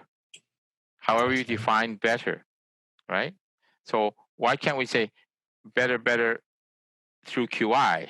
Add that to the, what I mean? Like, I don't want to rebrand their logo, but if they're going to say that, then they have to support it. We are full on QI, right? And I know that may be more expensive at the beginning, but anything you start up that you want to support is going to cost you something. But you're looking downstream at the gains, the end game, the pot of gold at the end of the rainbow, right? You have to put in. You have to investment, and a lot of, I think, admin see ROI as dollars and cents. In the true sense, they don't see ROI in QI as saying, "Wow."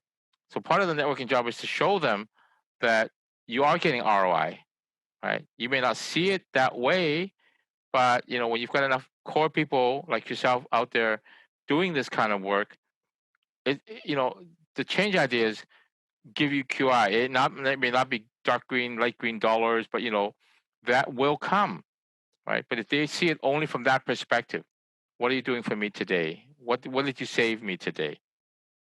Well, like with this echo thing, I said, you're going to save some money in the long term, right? And you're going to do fewer studies, which is going to be less expensive on the system. You're not spending all this outpatient money from the ministry to do studies you don't need to do.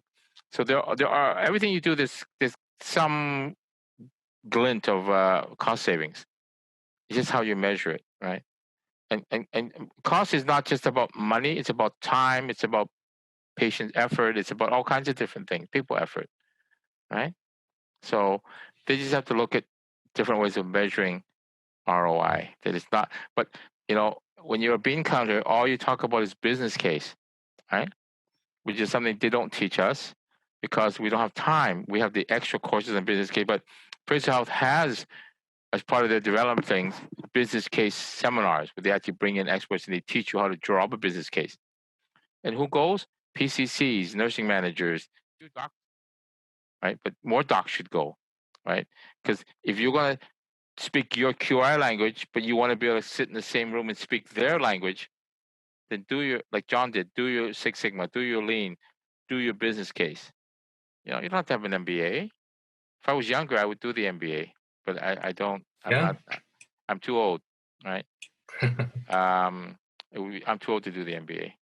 But no, you're not. MBA, MPH. I mean, lots of people have MPH and MPHA and health administration, which is good because that gives you a leg up on the ledger book and the dollars and cents. About costs and so on, which a lot doctors don't understand that. They just don't understand that language. Yeah. And the administration is frustrated because why don't you understand my balance sheet? I can't do this. I can't give you more. I can't buy you this. So and doctors say, well, why not? It's for patient care, right? I can do 4 more whatevers per day using this new equipment. Look at the throughput. But then the thing is, well, you're doing more throughput, but you're having more disposables. You're having more this. You're having more that. So unintended consequences. That our favorite word. So, but people don't understand the books, right? I would love to understand the books more, and so if I ever get fortunate to be in a different position, I'm going to have to go study at the books and how to look at books, right? And whenever I speak to you or I'm in your presence at a table, I really get the sense that you literally have read thousands of books. That's what I sense. You're always quoting things. Sometimes you quote the Bible. Sometimes you quote. Sometimes. I used to teach Sunday school. Did you? Yeah, a long time ago. Really? When I was in my early university days, I taught 6 to 12-year-old Sunday school. That's beautiful. And that was one of the times of my life was, early university, teaching Sunday school, very receptive kids, not thumping the book, but, right, wrong, I don't mean that, memorize the catechism, right? There's that part of it. But it's just life, teaching them about little things about life. And when you're 6 to 12, boy, you're like a sponge. You learn everything. You pick up everything. And so, and yes, there was memorize the catechism too, right? But that was just part of it,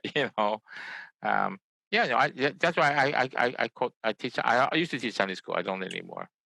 I think it's fantastic literature. If you're not into the spiritual side, it is still fantastic literature. It's so much wisdom. It's just so much stuff to learn, right? And I still like the King James version because I like the prose. I like the literature. I mean, I have the new one, the modern ones too, of which there are 3 or 4 versions now. But I still go back to my King James. That's how I grew up with the King James version, and I think that the writing style, I just love it. They're just it's beautiful. It's romantic. I like that style. I mean, it's just none of this Dashiell Hammett stuff. I don't know who Dashiell Hammett is. Sorry. No. mystery writers like Agatha Christie and The Thin Man and Hercule Poirot and Miss Marple and Murder on the Orient Express, and then there were None, and then 10 Little Indians, all that beautiful mystery stuff, old mystery stuff, and then of course the Ian Fleming stuff, right? We took a fun tangent into some of your reading interests, but you were speaking about networks and how people speak different languages in different parts of our system, and how that kind of keeps them in a silo where they almost have an invisible insulated barrier where they cannot talk to the other. So it's either an excuse not to talk to them because they don't talk my language, or it's lack of confidence to try to understand somebody else's language. It's both, right? The silo is there because you create it. I don't want to talk to them because I don't think they'll understand me. So there's that negative part. Or the opposite, right? They don't understand me, right? So you erect these barriers, these invisible, you hide behind it, right? our group just talks about Lean Six Sigma, and we don't really talk about them. I have my karate belt; they don't. So I'm sure it's not that simple. No, it's But not. it's It's a caricature. Yeah. yeah, it's fear of the unknown partly, right? You don't want to as an administrator or an executive that's very high, you don't want to right? You don't want to go into a meeting saying, I don't know what you're talking about, right? So you pretend, you listen, you go, oh yeah, yeah, yeah, yeah, and then and you go there and you haven't learned anything, right? Right. I bet you if you took a bunch of people that have no QI and you sat them at one of our high level QI meetings, they have no idea what we're talking about. Yeah. But they could learn very easily. It's not that hard to learn, right? It's a simple philosophy, simple strategy. We're not talking about I, X, and S bar charts. We're talking about, just the philosophy. Yeah. Right? You have an idea. You're gonna look at the components that make your idea work, and then how you're going to change those components to make your idea better. That's not rocket science. We just apply labels to it. We have an aim statement. Other cultures we call it something else, but it's still an aim. It's a goal. It's whatever your mission. But we just have applied these things to it because somebody at IHI got really smart and said, we're going to do it this way. Yeah. Right. 35 years later or whatever it is, years later, it's set in stone. But if you look at people for or non-IHI, there is a small percentage to look at it as an enterprise. Yeah. That it's a money maker. That look at all these courses, it's $20,000 here, and so there are people that are a bit cynical who are on the outside looking in because it's an enterprise. It's become an enterprise. Yeah. It's become its own self-oiling machine, a perpetual motion machine, right? And maybe that wasn't the original intent. The Tony Robbins of healthcare. Yeah, exactly. Yeah. It's look at 5,000 people at a meeting, and the mantra and the books and the courses, and so people say that the cynics would say it's just an enterprise. You're trying to sell something, right?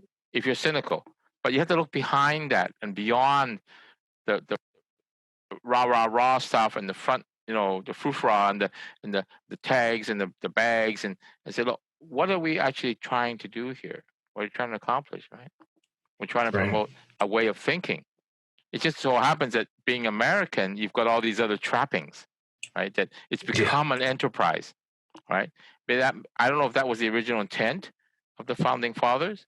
No, I don't think so. I mean, when I listen to those folks speak, that's not their intent. It's authentic.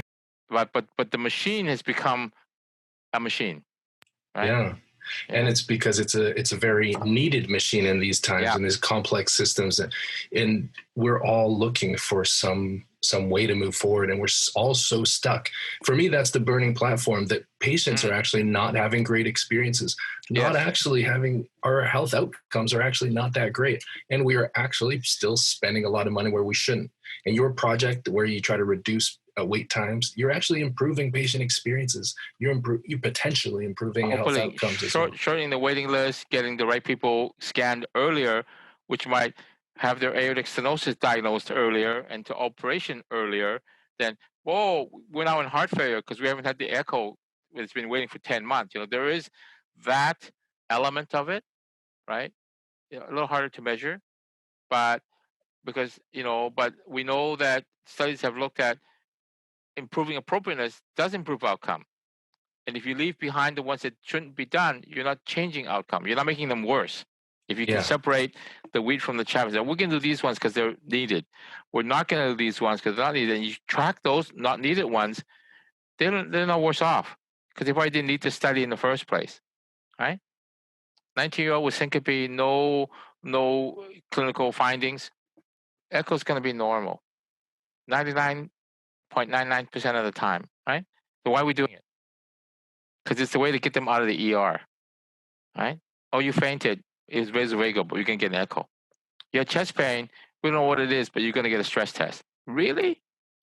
Take the. Not that they're not, but it's a way of facilitating discharge because we promised you a test.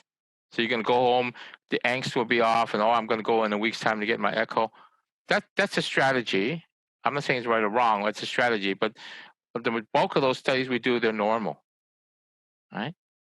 So why are we putting those people just because they have an emerge tag on their requisition that they're done within a week?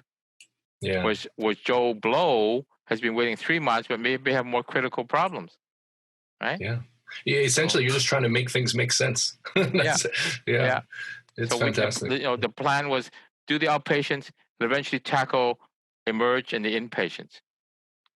I've drafted different for educating inpatient population referral base, and the toughest one will be getting to the emerge. Please don't order this echo for next week. That's going to be hard because it's a promise from the ER doc to the patient. Not to worry, we're going to get this test next week, and you'll go see Dr. X, and everything will be fine. So we're going to have to change that way of thinking, right? Another change idea is to modify that. But anyway, that's for work down the road. Yes. And you had mentioned earlier the importance of mindset, of a growth mindset kind of that's needed in order to take on these new ideas and incorporate them and be willing to be vulnerable in your knowledge base to grow the knowledge base. And how do you think you came about that growth mindset? Because it sounds like, you've said yourself that you feel maybe you're a little bit older than the average, but you keep on developing and learning. I think you have to be the perpetual learner. You have to always learn. What you learn, how you learn, up to you. But if it's like, when Charlton Heston said, when they take that rifle out of my cold, dead hands, that's when I'm going to give up. Right? When he was the spokesperson in the chair of the National Rifle Association, right, on stage, he said, I'm not going to give this up till I'm dead, right? So that's my philosophy on learning, is that I'm not going to stop learning till I'm dead, right? Or I no longer have the capacity to learn, which I hope never happens. But every situation is a learning opportunity. And when you see something that you have to have that. A leader has an innate curiosity, right? You want to keep learning, right? If you're stagnant, what's the point? You're going to lead your wagon in circles. You're going to go round and round and round, and there will be no progress, no advancement. Your competition is going to leave you in the dust, right? So you have to learn, and it's not about keeping up with the Joneses. You will learn because you want to learn, right? And I have colleagues in my department that I was doing my angiograms and doing angioplasty when they were in diapers, right? So, but they were newly minted from school, right? From their fellowship. But I have to make sure that I've learned what they've learned along the way so that I can contribute. Right? So learning is about giving back, contributing, helping the team. If I'm doing something wrong because I haven't opened the book in 5 years and I haven't kept up with the literature, that's on me, right? You can't lead by example. You can't contribute. You can't share ideas if you're 5 to 10 years behind, right? So that's one impetus. The other impetus is I have a terrible curiosity, right? If there's something, and sometimes it's I'll be up at 2 in the morning because I'm looking up something because I just want to know about it. It may not be of use to me immediately, or that morning, or that day. Like I said, I might not click in my brain for 5 months, and I'll say, "Oh yeah, I remember reading about that." Right? I'm a bit of a news junkie, right? So I try to stay current, but can't keep up everything. But if you don't have that innate curiosity and the desire to learn, for me, I would just have to give it up. Right? I need to learn. I need to learn something. I'm a voracious reader, but that's when I have time. Right? So as I get older, I have to build more time and to do more reading because now my reading speed is slower than it used to be. I used to be able to do a book a night. I can't do that anymore. That's so impressive. Your eyelids go, and I have to do more nonfiction reading than before because there's so many things we're learning. That all like the bold stuff, the QI books, the nonfiction learning. You just have to nothing to do with your job, and nothing to do your job as a cardiologist because there's all that stuff, right? The journals and the CME and keeping up. But there's other stuff that you just have to be curious, but not dangerously curious, where all you do is spend your time looking up stuff. Yeah. I'm not a big surfer on Google. I'd rather have a hard copy book in front of me, but a lot of the information is so electronically available and digital now that you have no choice. It's faster. You can't buy all the books in the world, so you have to do what you can. But I think, it's like, people like Connie, right? I admire her a lot because she's got so much going on, but she's so common sense. She's practical and she's focused, not laser beam focused. But she listens to all of us, right, at the meeting. She makes sure that she goes around the room. She's present. Mm-hmm. Yeah. So I admire her a lot. I wouldn't call her a mentor, but she's a role model for me, right? Okay. Yes. Because she doesn't actually take me by the hand and do things, because that's what a mentor might do. But I would love to have been 10 years younger and her 10 years, and she would be a mentor for me at that time. But I just admire and observe and watch how she runs. Absolutely. I think that's good. We've spoken for almost 2 hours now, and oh my God, I want to leave the audience with some more fun stuff. You had mentioned you were interested in knives. If somebody wanted to look into some of those knives, those Japanese culinary fantastic knives, would you have a website that they could check it out on? Or there's a shop on Main Street. Oh, Main and 26th. This is a knife shop. Yeah. And there's one called and something. It's right in Old Chinatown. If they want to, a friend of mine runs a knife shop in Toronto. It's called Tocho Knives. But if you go to the website, you can look at Japanese chef knives. It's a U.S. Online service. You can go to Hocho, H-O-C-H-O, knives, and they have really good deals. And they ship FedEx for free from Japan. Yeah. So you have to kind of immerse yourself in the literature and look at the kind of steel, how it was made, whether it was Seki City or Sakai and the manufacturer. So there are some, you have to study it a little bit. It's like you don't buy an antique without some expert being with you, right? Because you're going to get some knockoff. So as with knives, there are, you have to read, and some of the websites teach you a lot, right? And you start with simple, one or two, not too expensive, just to get used to it, because the handle's a bit different, the single bevel is a bit different, how you care for it is a bit different, and so don't spend a whole ton of money buying something really expensive that you're gonna chip, right? But the one on Main Street does a repair service. So if you nick your blade or if you warp it or something, they'll fix it for you. But you have to learn. It's like anything. You learn it, but you learn it in depth to the point where you're comfortable. I'm no expert, but I know enough about it that I'm comfortable with it. That's all. And what attracts you to it? The utility of it, or the beauty of it, the craftsmanship, or some of it's the beauty. Handmade, hand hammered, folded steel, so I have different types of blades, and not just the shape. The Japanese have 150 different shapes of blades, and some of them are single purpose. One is for cutting noodles, right? They have all the long blades for cutting big fish or sushi, and then they have ones that are just vegetable parers. It's not like the Chinese cleaver where one blade does all, right? If you watch the Chinese cooks, one blade, they do everything. They're so good with it, right?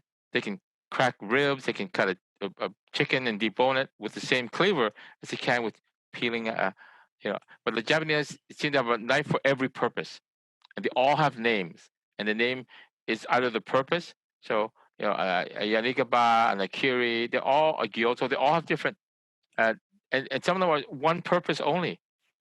Like the octopus cutter, the takobiki. It's really long. And then there's ones that are for cutting big tuna. Right, so they all have different purposes. Wow, a specific tool for an octopus and a specific one. Yeah, it's called a takobiki, and the yanigaba is, I think it means big willow or something, because it's a very long blade.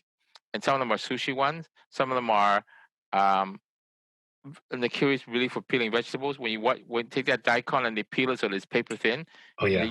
Yeah, amazing. It takes years to actually learn to do it right. If you watch them peel a cylinder of daikon radish till it's paper thin and translucent, and you get a whole sheet of daikon. That's not easy. Did I hear correctly that you also collect Lego or some other?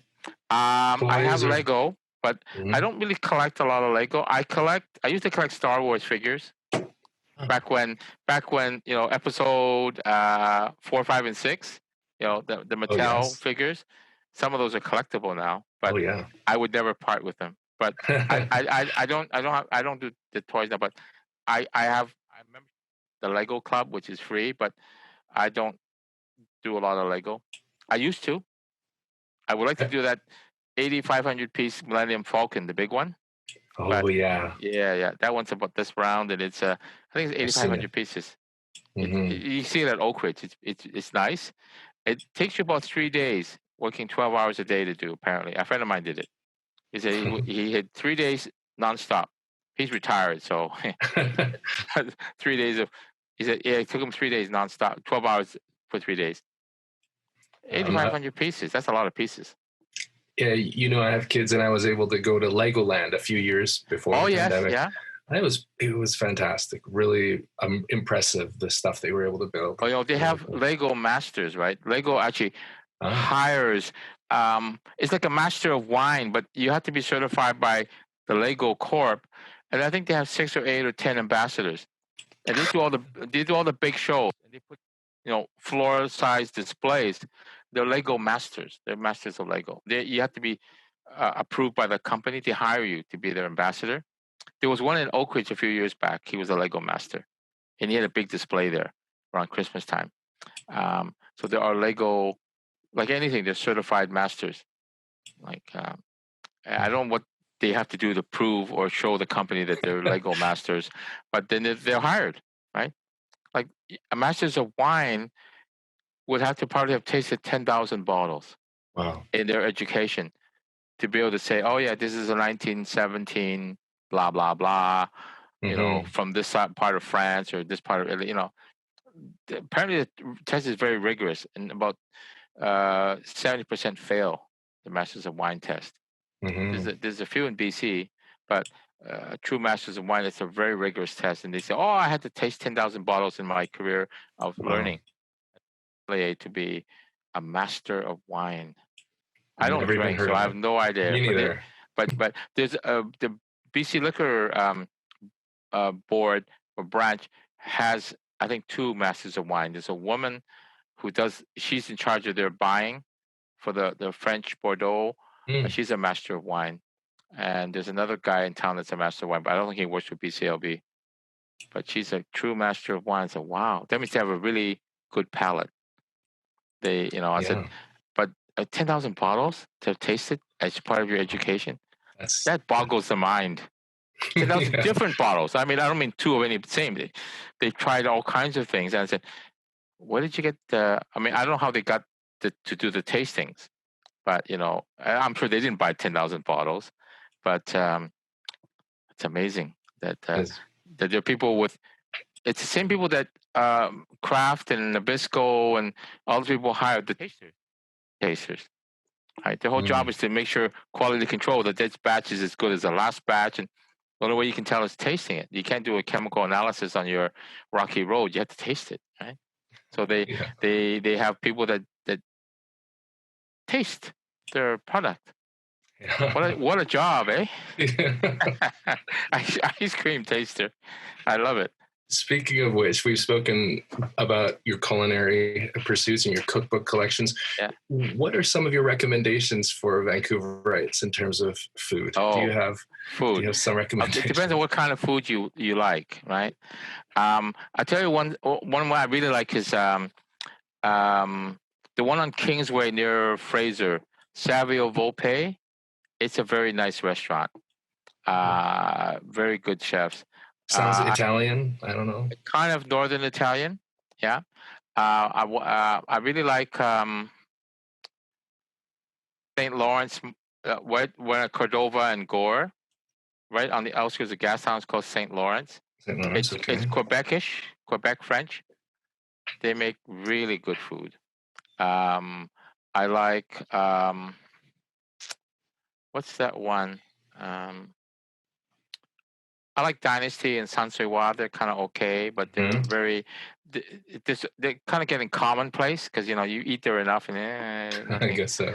Chef Tony is okay. It's a bit noisy. It's a bit crowded, but I like Savio Bopé. I like that. I used to like what's that one? Oh, Umberto's one.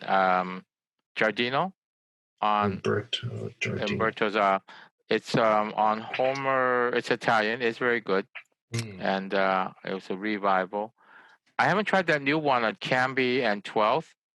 It's a chain from Beijing. Oh, no. Yeah, it's right across from City Hall on the south side. Okay. Underneath that condo. It's very luxe though. It's way too much. And I haven't tried Mott. The one in the Trump Tower, that Mott 69 or whatever. It's from Hong Kong. Oh. Yeah. But yeah, so there's there's certain I have to think about yeah, so I like that. Oh, you know what another one I like is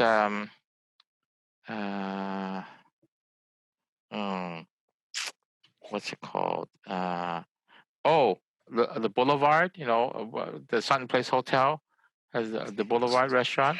It's nice. Yeah. We're going to get QI to take us there, right? It was physical distancing. I hope it allows it. I know. It's 50% capacity or 25% capacity, and the tables are like this far apart, and you can't talk to anybody. What can you do? It'll come back. It'll bounce back. Yeah. Well, Raymond, I want to thank you so much for taking this time, and thank you for listening. You've probably got sign of a good leader. I'm learning for the best. So I know that you probably have an early morning tomorrow, so I'm going. Yeah, I have a cardioversion tomorrow morning at 8, but that's okay. Okay. Hopefully, you're gonna edit this down. Nobody's gonna listen to me for 2 hours. Who knows? They might. We're definitely gonna put one out full length, and then we'll have some edits. We'll probably have a medium length, and then maybe a I bet there will be no hits. I'm hoping there are no hits. It was just a pleasure to talk to you, Lawrence. There's going to be at least 5. Yeah. So, pleasure to talk to you too. Carolyn's already heard me, right? And Lisa's already heard me. They already know what I'm about, so they won't have to listen. They'll just tune me out. And I want to thank our sponsor. We have a sponsor, the Canadian Health Awareness Society, which I think your father's the founding father organization. Yeah, I can't do anything without Dad. So yeah, I loved being part of that. I wish I had more time to spend. I used to spend a lot of time with that and write articles and give talks, and I don't know what its current status. So, but if they're reviving it, I'd like to be or keeping it going. I'd like to still be part of it, but I haven't. Iris is. I don't know if she's still working with them. I think she is. Yeah. Yeah. And I think you contributed to one of those preventive health books. I think you. The first one. That was the first one. Fantastic. The second one, I didn't get my copy in time to be translated. You were too busy. You were juggling a bunch of balls. Because I wanted to be part of the second book too, but I couldn't. I couldn't get my copy in time for it to be translated before it had to go to press. So, if they do a third one, I'm in. I'm in like Flint. It's those help so much. Being translated into another language, we reach a whole nother swath of our population here. So thanks for that. When the old one, the first one was available still, if they were at the desk for registration, they sold like hotcakes. It was $10. Everybody wanted one, and we ran out eventually. Yeah. But, every educational forum, your dad would bring a box, or Iris would bring a box, or and it was just like hotcakes. There's such a hunger. There's such a hunger and a desire and for information. For preventive medicine. Some of the information isn't readily available. Right? So I'd like to get more involved with that again. Maybe when I shed some of these other things. Good luck with that. Yeah. Well, I said I'm doing the trial by fire with Rob for 2 weeks because he's away.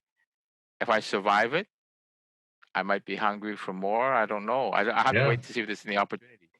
But it would be kind of a dream job in that sense. Off the record, it would be kind of a dream job because then I can cut back and say to my group, I can't be on call anymore because I'm a 0.4 this or 0.2 this or something that I can say, well, I need to be available every Tuesday. I can't be on call. Besides, I'm of an age, after having carried a pager since 1980, right, as a student and as a resident and a fellow, and then as attending, 40 years of pager, that's plenty. Yeah. You've done your time. I've paid my dues, and I figured I don't think the group would begrudge me if I said, no, next year or the year after, I'm hanging it up. I mean, I'll be available. I want to stay part of the group and do that. But the first thing the group said to me the other day when I said, look, I'm going to sit in for Rob for a couple weeks, the first thing they said was, can you find us some money? I said, I don't control the purse strings. Neither does Rob. Yeah. It's but I'm sure it was a joke. But the group said, we need money. We need this and we need that. I said, well, don't look to me, brother. Yeah, this is nepotism, right? I can't show bias, right? You, when you wear that hat, you can't say I'm favoring this group or another. No. The first thing you get tossed. The son will say, he gave them money and my program suffered. No. You have to be all things to all people. I have to figure out how Rob smiles all the time. Yeah. Right? Because he has to be all things to all people. Yeah. Right? Absolutely. And that's a tough balancing act. It's a tough, juggling and high wire act. But you have to smile all the time, even when you're getting boiled by hammock or boiled by the board. Because explain this. When you have no control over budget and line items, what can you say except we're two variances? The system is going to show that, right? It's the system variation. It's an intrinsic normal variation. Yeah. But the board doesn't understand that. They're just saying they're doing the KPI and the astronomical value, or they're looking at something that, look at the trend. We're still doing, at least we were last year doing yellow, green, red, right? Yeah. So that's got to change. I know Marriott's done a lot to change that culture, right? So, but I know PQI elite laugh at that all the time. Well, they're still doing that kind of, show me the run, the data versus over time stuff. They don't seem to do that because the people that control those numbers are the Lean Six Sigma people and the other camp, right? And I want to qualify that Lean Six Sigma is still part of quality improvement, just as you had said. Yes, it is. It's just a different tool set. But it should be all. We should have all of those skills. Right? Yes. There should be a blend. It should be I'm not saying I'm dissing it. I'm just saying that it should be. The team will have expertise in all those different areas, right? Yeah. Why can't we get together and be civil and talk about it without saying it's us or them? That's right. I think that's breaking down. I think it's because people are overlapping, and I think it's coming together much better than the old us versus them stuff. Yeah, people are networking, and your job, like, you will be networking. You'll be breaking through these silos. You'll be bridging these silos. We're going to bring more cognitive diversity into the teams. Yeah, it's exciting. I think so. I think there are. I always look at it as lots of opportunities. There's always a chance to do something, right? If it don't work, it don't work. But I think if there's a will, if there's people that are willing to say, I'm happy to look at it this way, and maybe I can adjust rather than blinders on or blinkers on or whatever, saying no, we'll never do it this way. I think COVID taught us to be adaptable, right? Yeah. More adaptable than we've ever been, because it was a crisis and it was a matter of survival, right? So when people are pushed to the wall, they do whatever they need to do, right? So we need to push people to the wall without pushing them to the wall, so to speak. We need to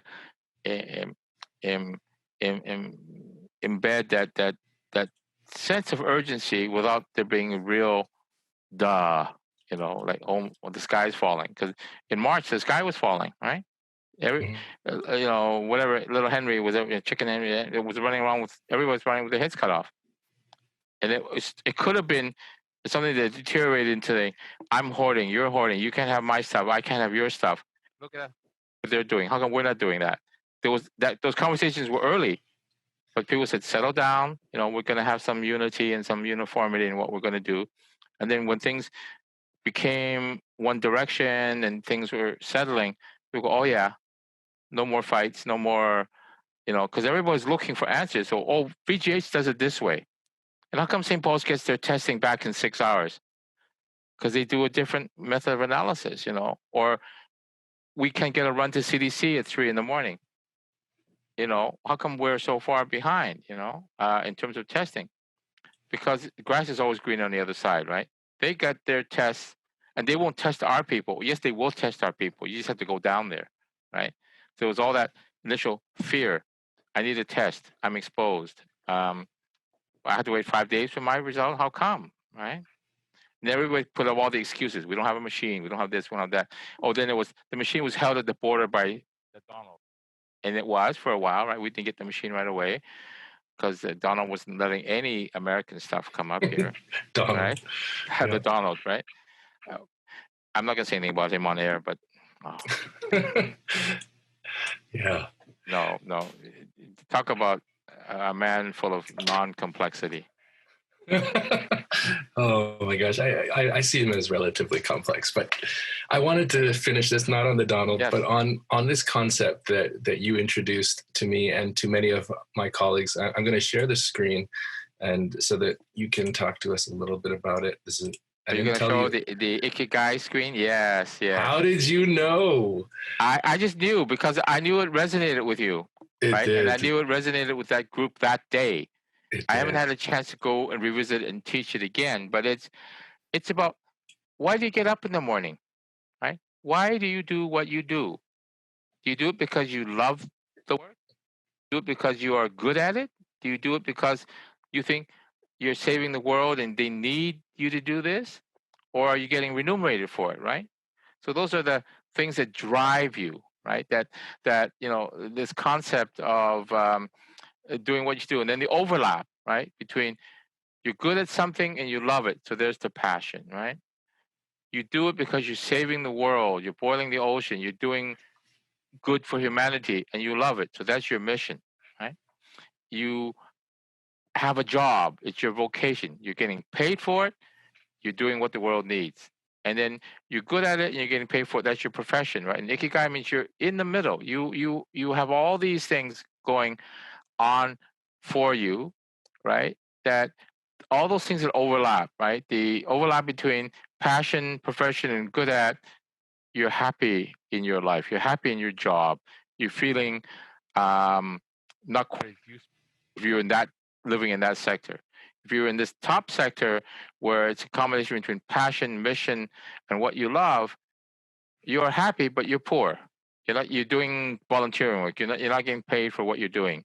No remuneration, right? If you're in the sphere of overlap between it's a job, I'm getting paid, but the world needs me, then that's get up in the morning, I'm going to go save a life, right? I'm excited. But after a while, you're not sure because the world may not need you, right? There may be other things that will replace you, right? And you're comfortable when you are being paid. It's a job, it's a profession, but you're not as fulfilled because you see it as just a job, right? So hopefully you're in the middle there somewhere where you look at the perfect job, the perfect life, the perfect whatever. I know that's a cliche. It's something you feel that there's a need for you, you love what you're doing, and oh, by the way, we're paying you to do this, right? So right in the center is where your mission, your passion, your vocation, your profession overlap. Then you've reached that state.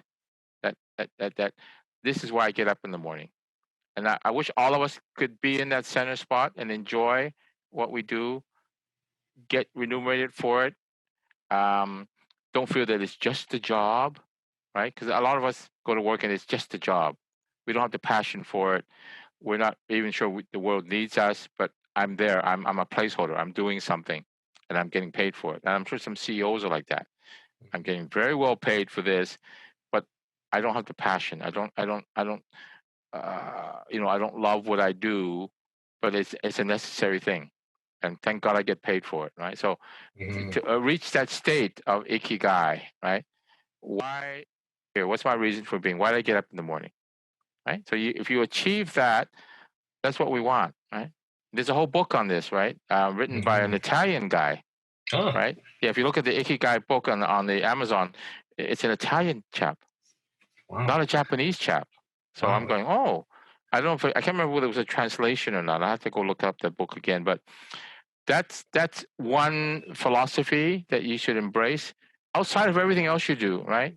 I mean, so if I say I love what I'm doing, yes, I believe that there's a need for me, a place for me in the world.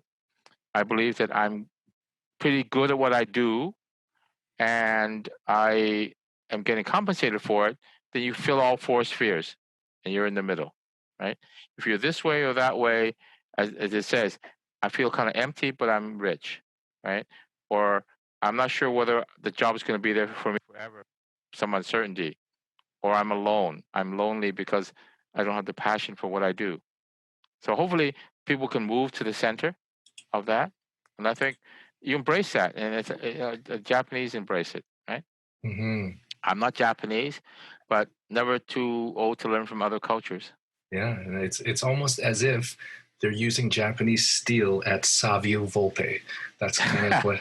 Exactly. They're using Aogami #1 white steel in an Italian restaurant. Yeah, I get that. But you know what I mean? Like, if we could all live that philosophy, the day that I get up in the morning, I say, I don't want to do this. It's time to move on, right? Like, that's right. If I'm not, I'm not sure I'm always in the middle. Like there are days when none of us are in the middle. That's the nirvana state. That's where you want to be. Yeah. But circumstances don't allow us to be comfortable in the middle, right? COVID says you don't have a job because your industry is shut down. You have passion, you love what you do, you think there's a need, but right now there's no need because nothing's open, right? So you don't have a reason for being. You don't have a reason to get up in the morning. You don't have a reason to be there, because somebody else took it away. Forces that are uncontrolled by you, the economy, the downturn, the lockdown, right? So I can imagine all the distress out there when you are not achieving Ikigai, because there are forces that are way beyond what you have any influence over, right? So it's good to be there, and it's something to strive for, but I don't think people should get bent out of shape if they haven't achieved it, because there are things that are beyond your control. But you have to love what you do. If you don't, you're not there. It's good that you get paid for what you do. People that volunteer and love what they do and they don't get paid anything, right? It's pro bono work. But if there's a need for you and you are good at your volunteer position, right? Like the Marine Mammal Rescue Center, you like helping abandoned seals or injured seals. You learn, you're good at it. You're not a veterinarian, but you're a good helper there, and you resuscitate animals. So there's a need. You're a volunteer. You're not getting paid for it, but you have a passion, right? So you're close to the center. And if they say, well, there's some perks, or you're eventually going to get hired on as staff, then you're there, right? But I wish all or more of us were in the center all of the time. The world would be a much nicer place. It would, because we'd be all happy. We wouldn't be striving for money. We wouldn't be striving for this. We wouldn't be striving for saying, when people are unhappy, it leads to trouble, right? Because other things start to go off the rails. Relationships, at work, at home, things tend to change if you're not centered. I think centered is a good way, because that diagram says, if you should be hoping to be in the center, where the forces that drive you, stimulate you, innovate you, energize you are in balance. Yeah. Yeah. A coach that I once worked with said that when physicians are not happy, you're going to hear them ask for more money because to tolerate the suffering that they're in. It's a default, right? It's very distressing for me when the first year I started the MSA presidency, there was one of our surgeons. I don't know if you were in that meeting that day, but one of our colleagues, he sat down and said, "No, there are days that I just don't want to do this." And he was fairly young. He was like 10 or 12 years into his practice. And he said, I remember very distinctly, and they're like, "Whoa!" He got up in front of 30 or 40 people, and said, they said, "Just I don't like this. I don't. I'm ready to retire." And he was crying burnout, right? He was crying lack of resources, lack of this, lack of that, and he was just not happy. But I couldn't. There wasn't time to parse out what is it that makes you unhappy and how can we help. But it was just very shocking for somebody very publicly to openly say, "I just don't want to do this anymore." And I said, "You're barely 45 or whatever, young fella, relatively, years of work ahead of you if you want it." I mean, he's still with us, thank goodness. So maybe something helped him get centered. I don't know, but it just seemed very, very, I wouldn't say unnerving, but I was going, wow, doctors are the last to say, "I'm ready to quit," or "I'm going to give up," or "I'm tired," or because they're wired to not quit. They're wired to keep going. Whether it's the endless hours or when you're a junior resident or the workload or whatever, they kind of hammer it into you, right, that you are not ever to give up. You must keep going, right? And as we reach for a new culture, a healthier culture, sustainable culture, it makes me proud of that colleague to speak out and to express that need for assistance and help. And I hope that we have a culture that welcomes that type of. And I'm sure there was more than one person in that room who felt the same way. There had to have been more than one. So that in some ways that was leadership, that expression of that pain and existential suffering and it was being open and sharing. Right? It was. Yeah, good leaders share, right? The cloistered, closed-in ones who don't share, they're not going to get buy-in. People say, he doesn't believe us, he doesn't listen to us, he's open with us, he doesn't trust us, right? And he had to have trusted that room for him to come up and say, "Hey, that's right. I feel like crap today. I don't feel like, getting up. I don't want to do this anymore." I'm going, wow. The room just went dead after that, right? It was just like, we had nothing we could say, really. And as a responsive leader, there you are a few months later offering up policy about an agreement for supporting wellness. And thank you for that. And also thank you for tonight. And you're welcome. I've kept you past your witching hour. I've kept you. Witching hour. You're doing me a favor by coming on here. It's been fantastic, Raymond. It's also been cathartic for me, because I don't get a lot of opportunity to speak about these issues. I mean, you have to what's the word? At all these meetings, you have to have countenance, or you have to have presence, but you have to be aware of where you are. You can say, right, this was a little bit more open and a bit more casual than it is. Most of us would be, right? And the fact that we know that nobody will listen to it, which is helpful. I'm just joking. I'm sure nobody will. I mean, it's way. I'm sure nobody. It's 3 hours long. Yeah. But nobody's gonna listen. But I enjoyed it, and I'm sure Lisa and Carolyn will too. Oh my God! Yeah. Well, did you see Lisa's steak sandwiches that she made? Oh yes, I did. The beef was a little bit rare, but talented. I enjoy rare beef. Well, it can be blue and bleeding, but with the hooves still on, but close, right? Yeah. Good night, Raymond. Okay. Good night. Thank you, Lawrence. Thank you. Bye. Bye.